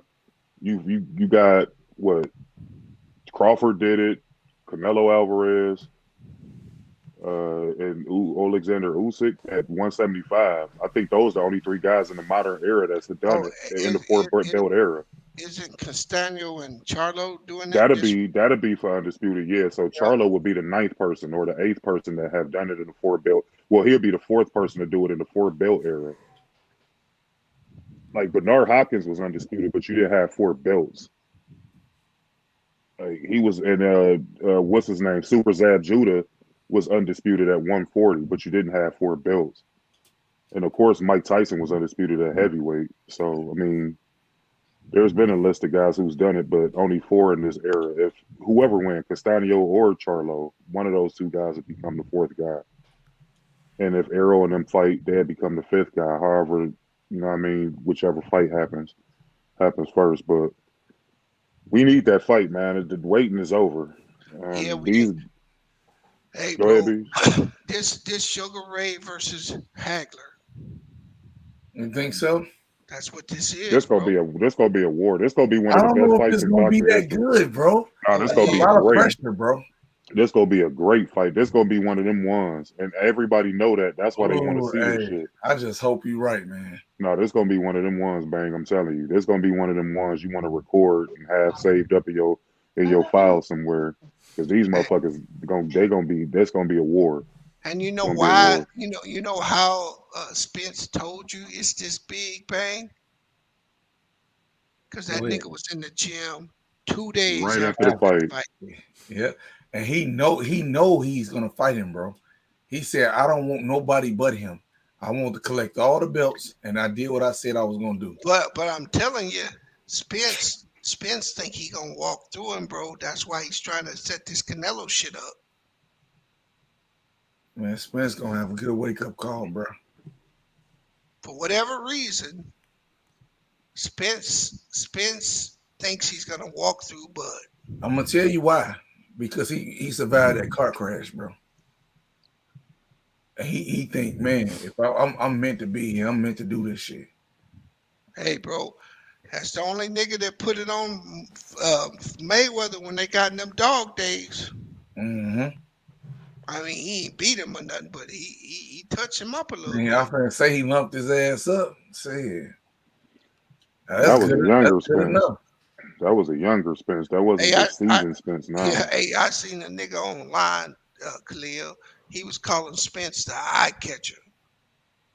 Yeah, he busted nigga shit up. Look what he did to Kell Brooks. Look what he just did to Ugas. Like he busted niggas orbitals up. Ugas shit still bleeding right now. They talking about Ugas may not be able to fight no more. Yeah, he might have retired Ugas. Hey, I know Ugas was happy he beat my man though, bro. Pacquiao. Yeah, I didn't like that shit, bro. Hey, Khalil. What do you think about Conti coming out saying that the nigga was taking shit? Victor Conti about Spence? Yeah. Yeah, fuck him, man. Like he irrelevant at this point, man. Like he just trying to make a name. Like he was involved with that Balco shit. Right, Balco he running that snack shit, right? Yeah, he got that snack thing, yeah. Yeah, but Bud is in snack, right? Mm-hmm. So I just thought it was funny that he actually came out and insinuated her because the dude he broke his over that he taking some shit. Nah, Spence always had that power, man. When he was working with that Blu-ray, that Blu-ray guy, that's where he got most of his knockouts from. The strength and conditioning coach. Like it's all about your coaches and shit, man, and your nutritionists and all of that who matter. Like look at Tyson Fury, for example. Fury was known as a pillow-fisted fighter until he got with Sugar Hill Stewart. And now he knocking everybody out. He knocked Wilder out twice. He knocked out Dillian White because it's who you with. Like it's you know what I'm saying? Your trainers matter in boxing, man. And the more you pay the better results you're gonna get. And Fury went over there to that crunk gym and got with Sugar Hill, and that motherfucker been knocking people out. So like nobody never accused him that's of where doing they it. started out, right? And my man predicted the shit. My man, rest in peace. Emmanuel Stewart. Emmanuel Stewart said, "Is the two best heavyweights of the era gonna be Fury and Wilder, and Fury gonna be the best one." Yeah, I mean, Fury is like it's just true, bro. Fury is a master boxer, man. Like he big, he's 6'9", but that motherfucker can box his ass off. Man, that shit helped, bro. I honestly believe if his arms was just as long as Wilder would knock his ass out.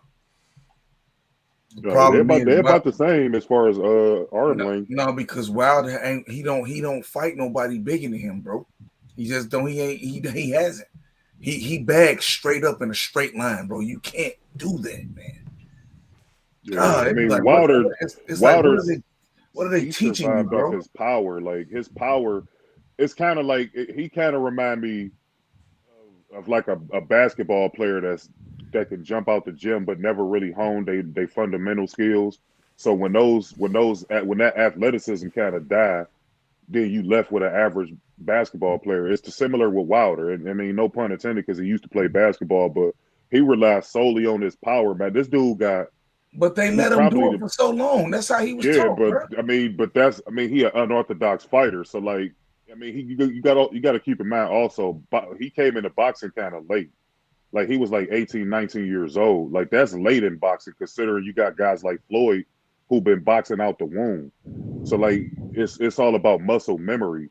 So when he fighting, his first instinct is to try to knock you out, especially if he get hit.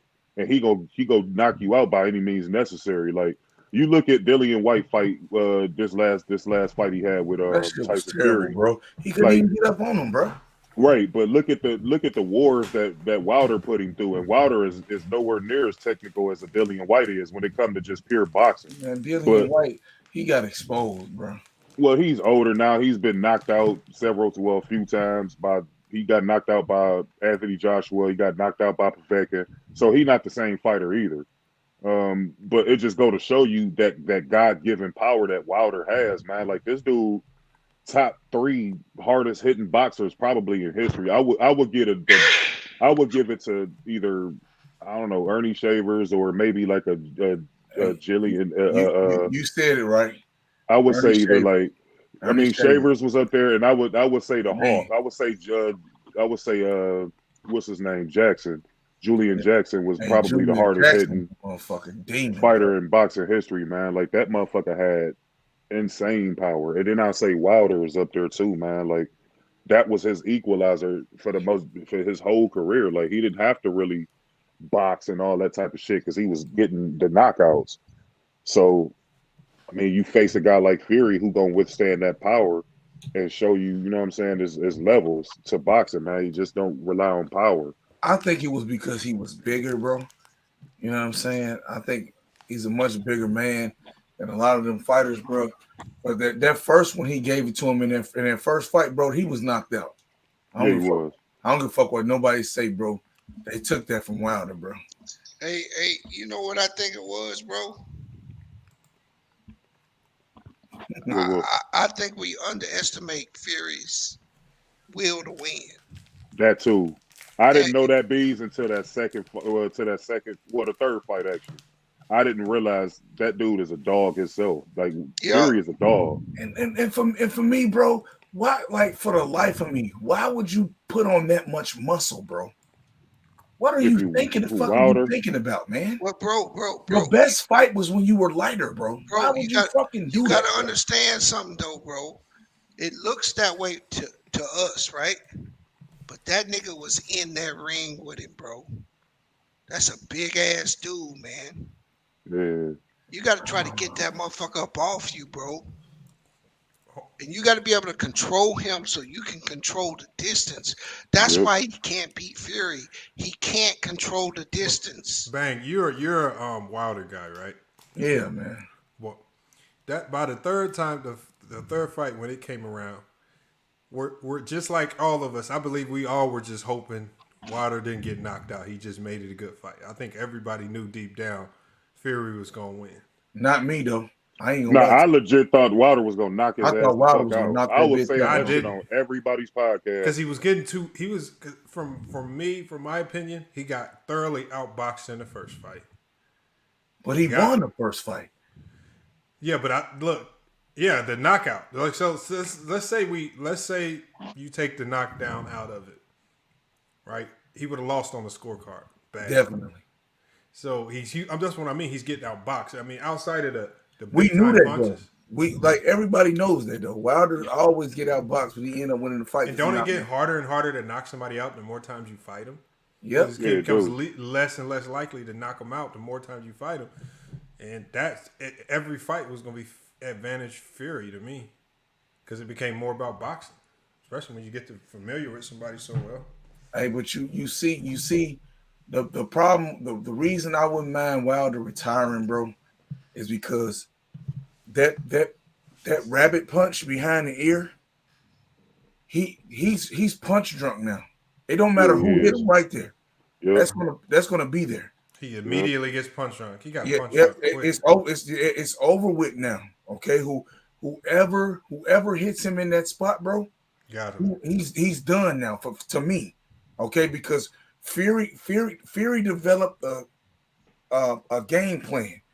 Wilder's arm, he has a tendency of dropping his arms and bringing them forward to try to parry your jab. So what Fury do is throw it straight, then knock his arm down, and then hit him with the power right behind that ear. He did it every time, and I'm like, how do you, in every fight, Joe, the last two fights, that's what he did, bro. I'm like, how do you not prepare for that?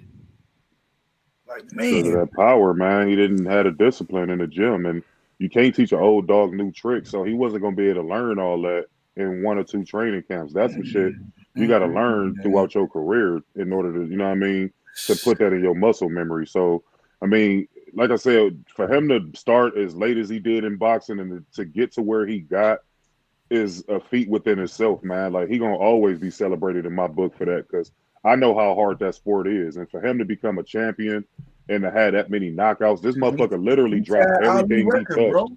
He tied Ali record, bro. Them defenses, man. Yeah, he had over 10 defenses. Well, 10 defenses. So shout out to the brother. You know what I'm saying?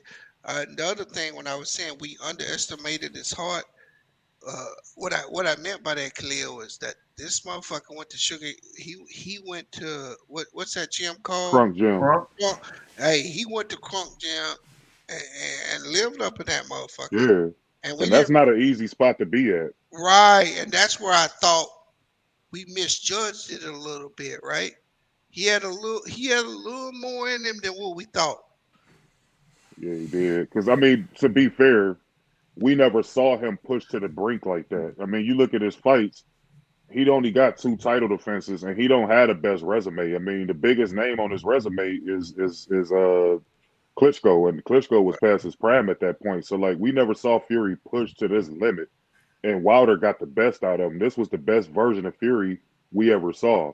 So I never knew he had that level of heart and dog in him until he fought Wilder them 3 times and kept getting off the campus, dude. Like, nobody else got off that floor. Once you hit that floor against Wilder, you stayed there. He was the only one. Even in the last fight, what Lamont talked about earlier, it's harder to knock somebody out the more you fight him. Wilder had this motherfucker on the floor twice. That's more than he ever had him. Twice, bro. Like, so, like, he got up both times and was actually winning around after he got knocked down. So, like, that just go to show you how big of a dog this motherfucker is. He big. He's nimble to be that big, and he got heart, and he a master boxer. Like, talent-wise is an all-time great, just based off his talent. Now, I don't know where to put him because, like I said, I don't know how real great he is considering his resume. Like, I mean, if we can, like, kind of rewind the hands of times and put him in there with Riddick Bowe and Buster Douglas and all of these guys who became champion. I don't think he lasts, bro. We never know, though. And I ain't necessarily mean to say Buster Douglas as far as him being a great, but he did knock out Mike Tyson. So, like, I want to see him, that version of Buster Douglas or a Riddick Bowe or a Larry Holmes. Or just like either all of the greats, like that was great boxers. Like, I would like to see him. If we can make that happen, I would love to do that to see how good Fury really is. Like, because him fighting Wilder, who was not technically sound, doesn't really prove. I would love to see him in there with Razor Ruddock. Or just anybody, like any of the past heavyweights, or even a George Foreman. What's that? Tony Thompson is who would be a good test for that. Yeah. Like just any of the greats, like in past boxing, like I would like to see him in there with, because him, like I said, Wilder ain't the most technical guy to really gauge how great he really is. So like we don't really know. He did wash up Klitschko. But Klitschko was past his prime at that point. That wasn't a prime Klitschko. So, I mean, we don't really know how great he is. But just given his skill set and his heart, I would definitely say he ran that whole great. fight, though, bro. Come on, man. What'd you say, man? He ran that whole fight from Klitschko, bro. That was a boring fight. He did what Anthony Joshua did the second fight with Ruiz. Yeah. No, what he did was what he needed to do to win, nigga. He created one of the most boring fights in the heavyweight history, man. How does Joshua keep losing? He looks strong as hell. Because he ain't that good, man. He chinny. Like, you can't strengthen your chin. Your chin is your chin. Like, you can be the biggest. He looked like an action hero until he get touched on his chin. That's why they always say, man, you could tell he was a bully and motherfuckers were scared of him based off his physique, but they didn't realize all you got to do is just punch that motherfucker in his face. And he's going to go down. And I think there's something else, bro, because they said this nigga had anxiety before the fight, before when he lost the first time. Because he was fighting in Vegas and shit. He was like stage fright.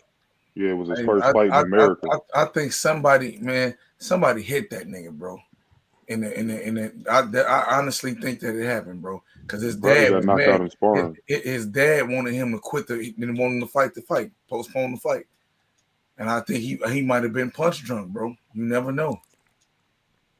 No, I just think he a bitch. That's why he was afraid of Wilder. Like, see, that just go to show you the course of boxing history. Because had he took the fight with Wilder, Fury would never be champion. Fury would have just stayed retired. Like, it's just like it's crazy how the course of boxing took. Or even let's just say Fury came back, and we both agreed that was a knockout in the first fight. So if they count that as a knockout, Fury retired, and then that leaves Joshua with no other choice. He would have never lost to Usyk or Andy Ruiz if he would have just got beat up by Wilder. And this alludes to Lamont's point earlier. You keep fighting these lesser guys and you end up losing. Nobody had Ruiz on their radar. Now people give him his just due, but he was just another guy. And you cherry picked him because the fight you were supposed to fight, what was the American guy name he was supposed to fight? I forgot his name. Gerald Miller. Gerald Big Baby Miller. You were supposed to fight him. He ended up popping dirty for steroids. So you pull up Andy Ruiz and you get your ass embarrassed. And you heard what Holyfield said. Holyfield was like, man, look, I sparred that motherfucker. I had to hang him up. I said, I know you did. You old motherfucker. You. Hey, Andy Ruiz gave his ass the business. Yeah, Ruiz got fast hands and he powerful to be that fat. So you can't judge a book by its cover. I think he would have lost to Big Baby Miller because Baby Miller ain't as powerful as Andy Ruiz, but that punch output is the same. He punch fast and he punch a lot. He don't got no power or nothing, man. No, he don't got no power, but he a high volume puncher to be a heavyweight. To be as big as he is, his punch output is like a welterweight punch output. Like, this dude throw a lot of shots, and just him throwing a lot of them shots would have probably got Anthony Joshua's ass the fuck up out of there. So he actually dodged the bullet. But had he not been a bitch and just went on and took the Wilder fight, he could have got knocked out by a better known guy and it would have looked better. Yeah. Now, if he lose this fight here, his career over with. Yeah. Hey, Khalil, what the hell is Joshua gonna do with Usyk? He gonna lose again. Usyk gonna probably knock him out this time because now he know how he got the blueprint on Joshua. So he more than likely he gonna probably knock Joshua out. He ain't gonna be able to pull that shit he did with Ruiz. Knock him out, bro? Yeah, he gonna knock him out, man. Joshua getting put to sleep. He almost got knocked out in the first fight. He was clinching and he did everything to just survive the fight. Like, he ain't gonna be able to do that shit this time, man. Like, Usyk gonna get up in him and get him the fuck up out of there this time. It's gonna look a lot worse in this next fight. Like I said, he can't pull that shit he pulled with Ruiz because Ruiz don't have lateral movement. So he wasn't able to cut the ring off. Usyk gonna cut the ring off because for one, he a better boxer than Ruiz is, and for two, like I said, he know how to take Anthony Joshua's power now. So he gonna be in there taking more risks and get Joshua the fuck up out of there. And then he gonna be back at British level fighting for Commonwealth titles and all that stupid ass shit over there. So rap for him, man. He should have just took the Wilder fight. He would have got his biggest payday. He would have got knocked out, but at least he would have got paid and it would have just looked better. So now you in a struggle against a fucking light heavyweight who shouldn't even be in a ring with you. You should have just bullied on him and got him up out of there. So now this is a crossroads fight right here. This is his biggest fight. It may not be his biggest name on his resume, but it's definitely his biggest fight of his career. And if he loses this fight, which I think he will, he gonna retire because he already struggled with mental anguish and shit like that. So he ain't gonna be able to recover from this. Who he gonna fight after this? If he lose, it ain't gonna be no other fights out here for him. So he's just gonna go ahead and retire. He got enough money. He built up enough fame and celebrity over there in the UK, so where he'll be all right. He can be in movies and all that type of shit over there. Like he'll be all right. Yeah, I mean, you might be right, man. I don't know, man. I ain't never fucked with Joshua, man. I used to when he beat Klitschko. That was one of the best heavyweight fights I ever seen. But after that, this dude he's went on the sucker campaign, man. Like that was the biggest fight in boxing at one point was him and Wilder. And he avoided that fight. Yeah. He went out his way to avoid that fight and kept getting knocked out because he avoided the shit. Still getting knocked out. What pissed me off with and that's what I be saying. Like while the hottest names are hot, like.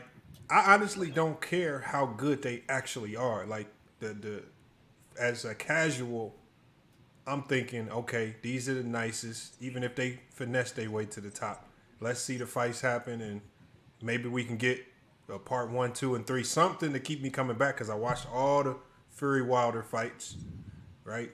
Because they kept doing the rematches, the knockouts. Even though I had a feeling Tyson Fury was gonna win each time, I still came back watching. Like it ain't no other matchups out there outside of Crawford and Spence that I really want to see. Like I can't. It ain't nothing out there. Like I mean, you got Davis. I don't want to watch. You got Davis and whoever he fight. That's a name. That's good fights. Like there's a lot of fights, and like Bees alluded to earlier, it's a guy named Jerron Boots Ennis, who is the heir apparent to Floyd Mayweather. Except he, you know what I mean, he got power at 147. Like this dude is the goods. So once he become well known, like that's gonna be a motherfucker to watch out, and he got heart. I know, but like it's gonna be a minute before these guys become mainstream. Where somebody like me, you got the lower guys, you got the lower weight guys. Like I said, Devin Haney is a terrific fighter. You got Shakur Stevenson. To me, the lighter the weight, the more boring the fight is. I mean, I wouldn't say that because if you watched Tank Davis's last fight against Isaac Cruz, that was an entertaining fight. That was a good fight. I ain't gonna lie. I saw that one. Or even when he fought but here's the problem. Leo Santa Cruz. But here's the problem. It was a good fight, but I didn't know who the hell he was fighting or why he was fighting him. I just knew he was fighting a Mexican. Mexicans always put up a good fight half the time. There's no storyline that makes me want to come back and watch the next one. And losses, that's why I said losses don't really mean shit to me because I grew up from the old era. Isaac Cruz lost that fight, but his name became way bigger than it ever was because he looked good in the loss. Like, these motherfuckers be having on their mind that if you lose fights, that somehow you just ain't shit no more. Like, this motherfucker followers on Instagram went up. Shit, I think he had like 300,000-400,000 now. Like, he wasn't nowhere close to that. And he lost by decision, right? Yeah, but he put on a good showing. Like, that's the point. Like, as long as you put on a good showing, you can lose, but put on a good showing to where people are gonna be like, all right, I'm gonna check this dude out next time he in the ring. Like, he lost. We ain't gonna see a part 2 though with Tank and because Tank Davis ain't want the shit. He got the fuck up out of there. Like, that's what I'm saying. They gonna fight, and he gonna move on to the next. And the guy who, even though he built his name up, he's still right now to me as a casual, he's still a nobody. And he's probably going to go fight a whole bunch of scrubs to try to bolster his record to maybe get another title shot. Well, don't nobody want to fight him after they saw what he did to Tank. Motherfuckers ain't lining up to fight that dude.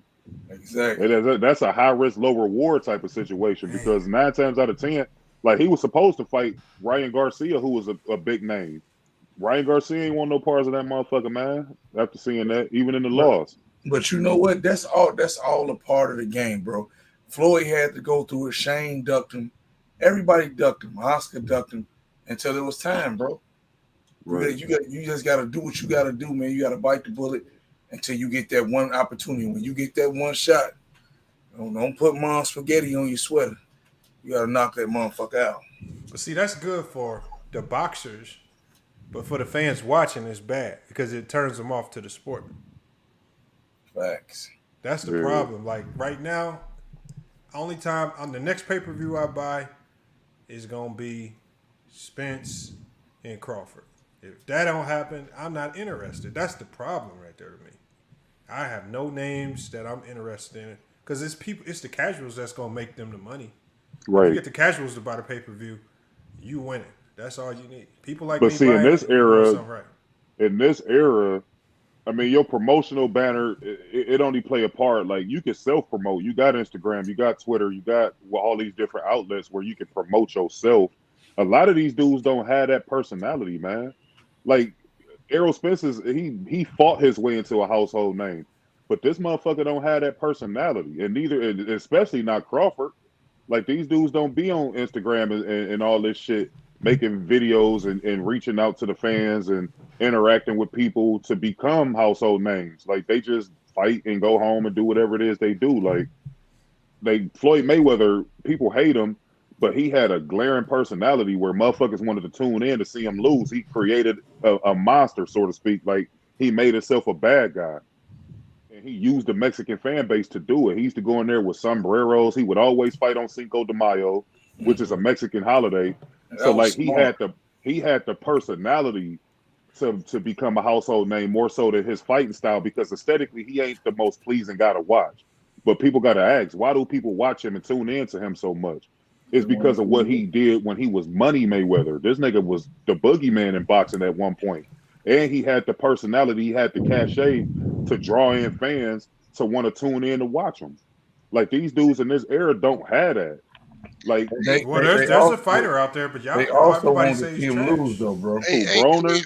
No, Broner's one, but Ryan Garcia is out there a lot. Man, yeah, but he ain't taking the fights though. He had called out somebody and not fighting. I'm saying he's in social media enough right now to where if he fought a big name, a lot of people would buy just because of how much work he's put in on social media. Yeah, you're right, but I still, Khalil, the most lopsided fight I think I ever seen was Mayweather Gotti. Oh man, that shit was awful. That shit was awful, bad, bro. That shit was that was the most lopsided beatdown. Gotti was like, it was like tornado, it was like hurricane, just fist after fist. I said, man, he fucked you up, boy. He said that after the fight? Yeah, man, that nigga got his ass, because you got to think, Arturo Gotti was in a lot of wars with a guy. He was in there. He was in wars with a guy named Mickey Ward. Like, they had some of the best. I think they got like 2 Fight of the Year awards. Because them motherfuckers, go back and watch Arturo Gotti versus Mickey Ward. Since you like to watch exciting fights, that'll be one of the most entertaining fights you ever see. So he was in all them different fights. No, I don't care about exciting fights. Because the you last don't want fight to watch I saw, nothing but exciting it's the fights. names. I want to see the storylines. I'm really watching because of the storyline. And if it turns out to be a good fight, that makes it even better. Yeah, so he started talking shit. Lamont said he was going to break for his shoulder. Yeah. I'm going to pound that shoulder. Give me that shoulder. Man, that shit, I felt bad for that dude. I was like, stop the fight in like the 3rd round. I'm like, stop it. It was one-way traffic. He going to get brain damage. Man, bro, this motherfucker. He ended up getting killed by his girlfriend, I believe. Oh, he was the guy. I remember that then. Yeah, he got stabbed up by his girlfriend. His face looked like raw hamburger meat. Yeah. She did him that bad? No. After he fought Floyd. I'm about to say. Why you laugh? His girlfriend, I think he was stabbed in his chest. Raw hamburger meat. His shit looked like raw hamburger meat. He got destroyed, man. I was like, fuck. He got that was an ass whooping, epic proportions, man. I never seen that since. So that's what I was thinking was going to happen with Shakur and Valdez this weekend, right? I thought it was going to be that lopsided, and it was. but Shakur didn't punish him like that. Yeah, Shakur could have got him out of there if he would have just applied himself more. But didn't that fight go to distance? Yeah, Floyd wanted it to go to distance because he wanted to beat him up every single round bad because of the Floyd fight didn't. They threw the towel in. Yeah, they threw the towel in for that. The Shakur went to distance, but Floyd was trying to allow it to go to distance because he just wanted to punish him every round. Yeah, because Floyd kept telling him, "You're a C-class fighter, and I'm gonna show you." Man, bro, people tuned in to see Floyd lose because he talks so much shit, bro. But no, like Lil said though, bro, that nigga was the boogeyman, bro. Yeah, he was, dude. Back when he was Money Mayweather, when he was down there at them lower weights and 135 and all that shit. When he was knocking niggas out. When Floyd was knocking, like he was dangerous. It's like, see, these newer dudes, these younger guys, they not gonna know that. All they gonna see is Floyd pity pat punching and all that. They don't realize how dangerous that motherfucker was, man. Like Floyd was that dude. And that's the point that these dudes they don't recognize. They don't put in that necessary work. Floyd put in work. That motherfucker got bodies on his resume. You look at his resume, Floyd got Hall of Famers throughout his resume. Like he ain't just fighting just Joe Blows and shit. He said it's not about. He been arguing with somebody in the chat for about an hour, bro. Oh, they arguing about Jordan or something in the chat. Yeah. Y'all love arguing about that motherfucker, man. Hey, man. Hey, nice chat, man. It's my first day off in 20 days, so I appreciate you brothers, bro. Yeah, you too, B. It's always good to chop it up with you, bro. Good one, man.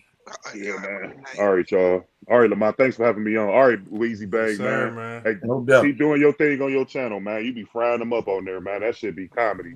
Hey, Bang, you know what? I got something in common with LeBron right now. Hey, that's what I do, Khalil. Appreciate you. What you say, Lamont? I got something in common with LeBron. Hey, we all do, man. I got a losing record in the finals, man. Looking ass. hey, I'm telling you, bro. But see, the thing of it is like, I know you've been hated on, bro. So I know you understand what the fuck is going on.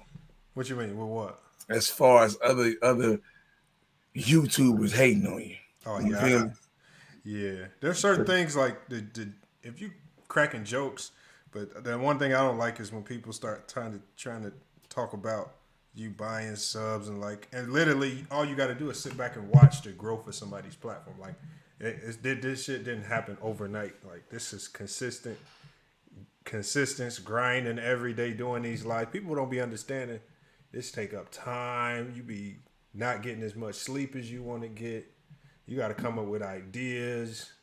Yeah, all types of crazy stuff, man. And then to me, it's like, so like I was having a conversation with this other brother. He was like, man, you can tell by people's views. Dude, I damn near got 2 million views, bro. You can't who buy? You can't buy that. I don't know what I don't. If you can, I don't know what the fuck you doing, and I don't know how you do it. You can't anyway because for one, if you monetized. And you start doing that, you're going to get demonetized. So ain't nobody trying to risk their monetization for that bullshit. And that's whether you're using a partnership program or even something like Monetize More, like what I'm in. They can tell. And that new system, they got to wipe that shit down anyway. So, man, people just be wanting to say stuff like that just because it sounds good. Or maybe they doing it. Maybe it's like they own guilty conscience or something kicking in. I think that's what it is. That's what one of my homies said. I'm like, bro, I don't even pay attention to these dudes no more, bro. Like I'm done. Don't even put me into nothing, bro. Like motherfuckers really showed they true feelings, bro. And it's crazy, bro. Straight up. It's crazy how motherfuckers be snakes and acting like they down and shit. Bro, I just be laughing at them, man. I try to extract as much laughter as I can out of YouTube now. That's all. I get as much laughs and then fucking get back to business when it shut off, man. That's all you can do, man. Hey, because I'm telling you, bro, these motherfuckers is funny, bro. Funny. I just got my second channel. It's about to be monetized now, so. Oh, that's what's up. See, I told you, man. I got to go through this damn big dumbass file cabinet and find these passwords. I know. I almost messed it up because I set up the monetization on it, and I'm using a different AdSense account, and so Like they was like, nah, you got to shut down this other one that I had linked to an old website. I had to do all types of stuff trying to find the password and close out these old accounts. So yeah, I know what you got to do. It's shit wild, man. It's like the government tapping down on everything now. You gotta, for the shoes that people want, you go through, do it online and put it on your online store. You gotta send it to the authenticated. You gotta be a licensed shoe dealer and shit. I'm like, bro, this shit wild. Licensed shoe dealer, man. If you not, you selling you an unauthorized dealer, bro. And they can come get you, bro. Like, yeah, yeah, bro, it's crazy. The government is savage, bro. They trying to get in on everybody. They getting a piece of everybody. I don't even know if it's them. It could be the banks or whoever it is, bro. It's just wow, bro. Bro, I got so many people on my other business on my website. I'm talking about like these is people like big business people. Every time they come place an order, a lot of them be like, man, can I pay for this under the table, man? Keep this off the books, because I guess the government just be trying to dibble and dabble in everything people got going on. Yeah, it's over, bro. This motherfucker country bankrupt, bro. And motherfuckers don't see it coming, bro. You can't kick the can down the street for long, man. I gotta show you this website, man. They keep sending me stuff like this right here. I gotta do like a little sponsorship thing for this little CBD stuff. They send me a whole bunch of this stuff, man. They send you products and then pay you once you do the ad before your lives. Yeah, hey, look, I had 2 of them, bro, but I don't know how to unpackage it on the laptop, bro. What you mean? Like, man, in the stream, bro. I'm gonna holler at you after the thing. All right. Yeah. I forgot we still live. We live, bro. I old niggas in my business, bro. Hey, salute to the chat, man. Hey, because I'm gonna be putting this on. I'm probably gonna clip this and put it on Spotify too, because I got a little third podcast as well, where we do little short daily commute things. So check us out on Spotify if you haven't done so already. All you gotta do is type in FYF Sports, and those episodes are completely different. And if y'all don't know, I got Abel Mahari working with me over there, so we doing a little content over there where we dropping different types of episodes on Spotify, man. 20, 30-minute little hit pieces. So y'all check us out over there, and check out the other channel, Whatever Happened to the News TV. Hey, but y'all, a great show, man. It's FYF Sports. When we gonna get up out of here for the night, we gonna catch y'all on the next one. All I hear is yap. Ain't talking about nothing, right? Watch this. We gon' bring that pressure. Just a little FYI, FYF, 20K sub 6 months, what's next? They been hating at first, now they calling us the best. Hit up YouTube, tell them cut the check. Just a FYI, FYF, 20K sub 6 months, what's next? Woo! Fuck your feelings, we all know who the real is. I be getting to it, ain't wasting no time. Walking straight in, we ain't waiting in line. Fuck your feelings, you don't care about mine. You a YouTube gangster, don't be yelling out slime. Or you talking LB, talking Ticket TV. Ain't nobody watching them, all the viewers be sleep. 5 years in, all your subs is your friends. Ticket TV, watch the cars again. Just a little FYI, FYF, 20K sub 6 months, what's next? They been hating at first, now they calling us the best. Hit up YouTube, tell them cut the check. Just a FYI, FYF, 20K sub 6 months, what's next? Woo! Fuck your feelings, we all know who the real. They all know, shop don't close. Working 24, trying to make the channel grow. Look at them, pointing fingers, hating on the low. You can't compete with our podcast show. Couldn't make it in the league, so we got on TV. Crying by LeBron like a little baby. You must be crazy, trying to ever play me. Or you super tough until it's time to say cheese. Just a little FYI, FYF, 20K sub 6 months, what's next? They been hating at first, now they calling us the best. Hit up YouTube, tell them cut the check. Just a FYI, FYF, 20K sub 6 months, what's next? Woo! Fuck your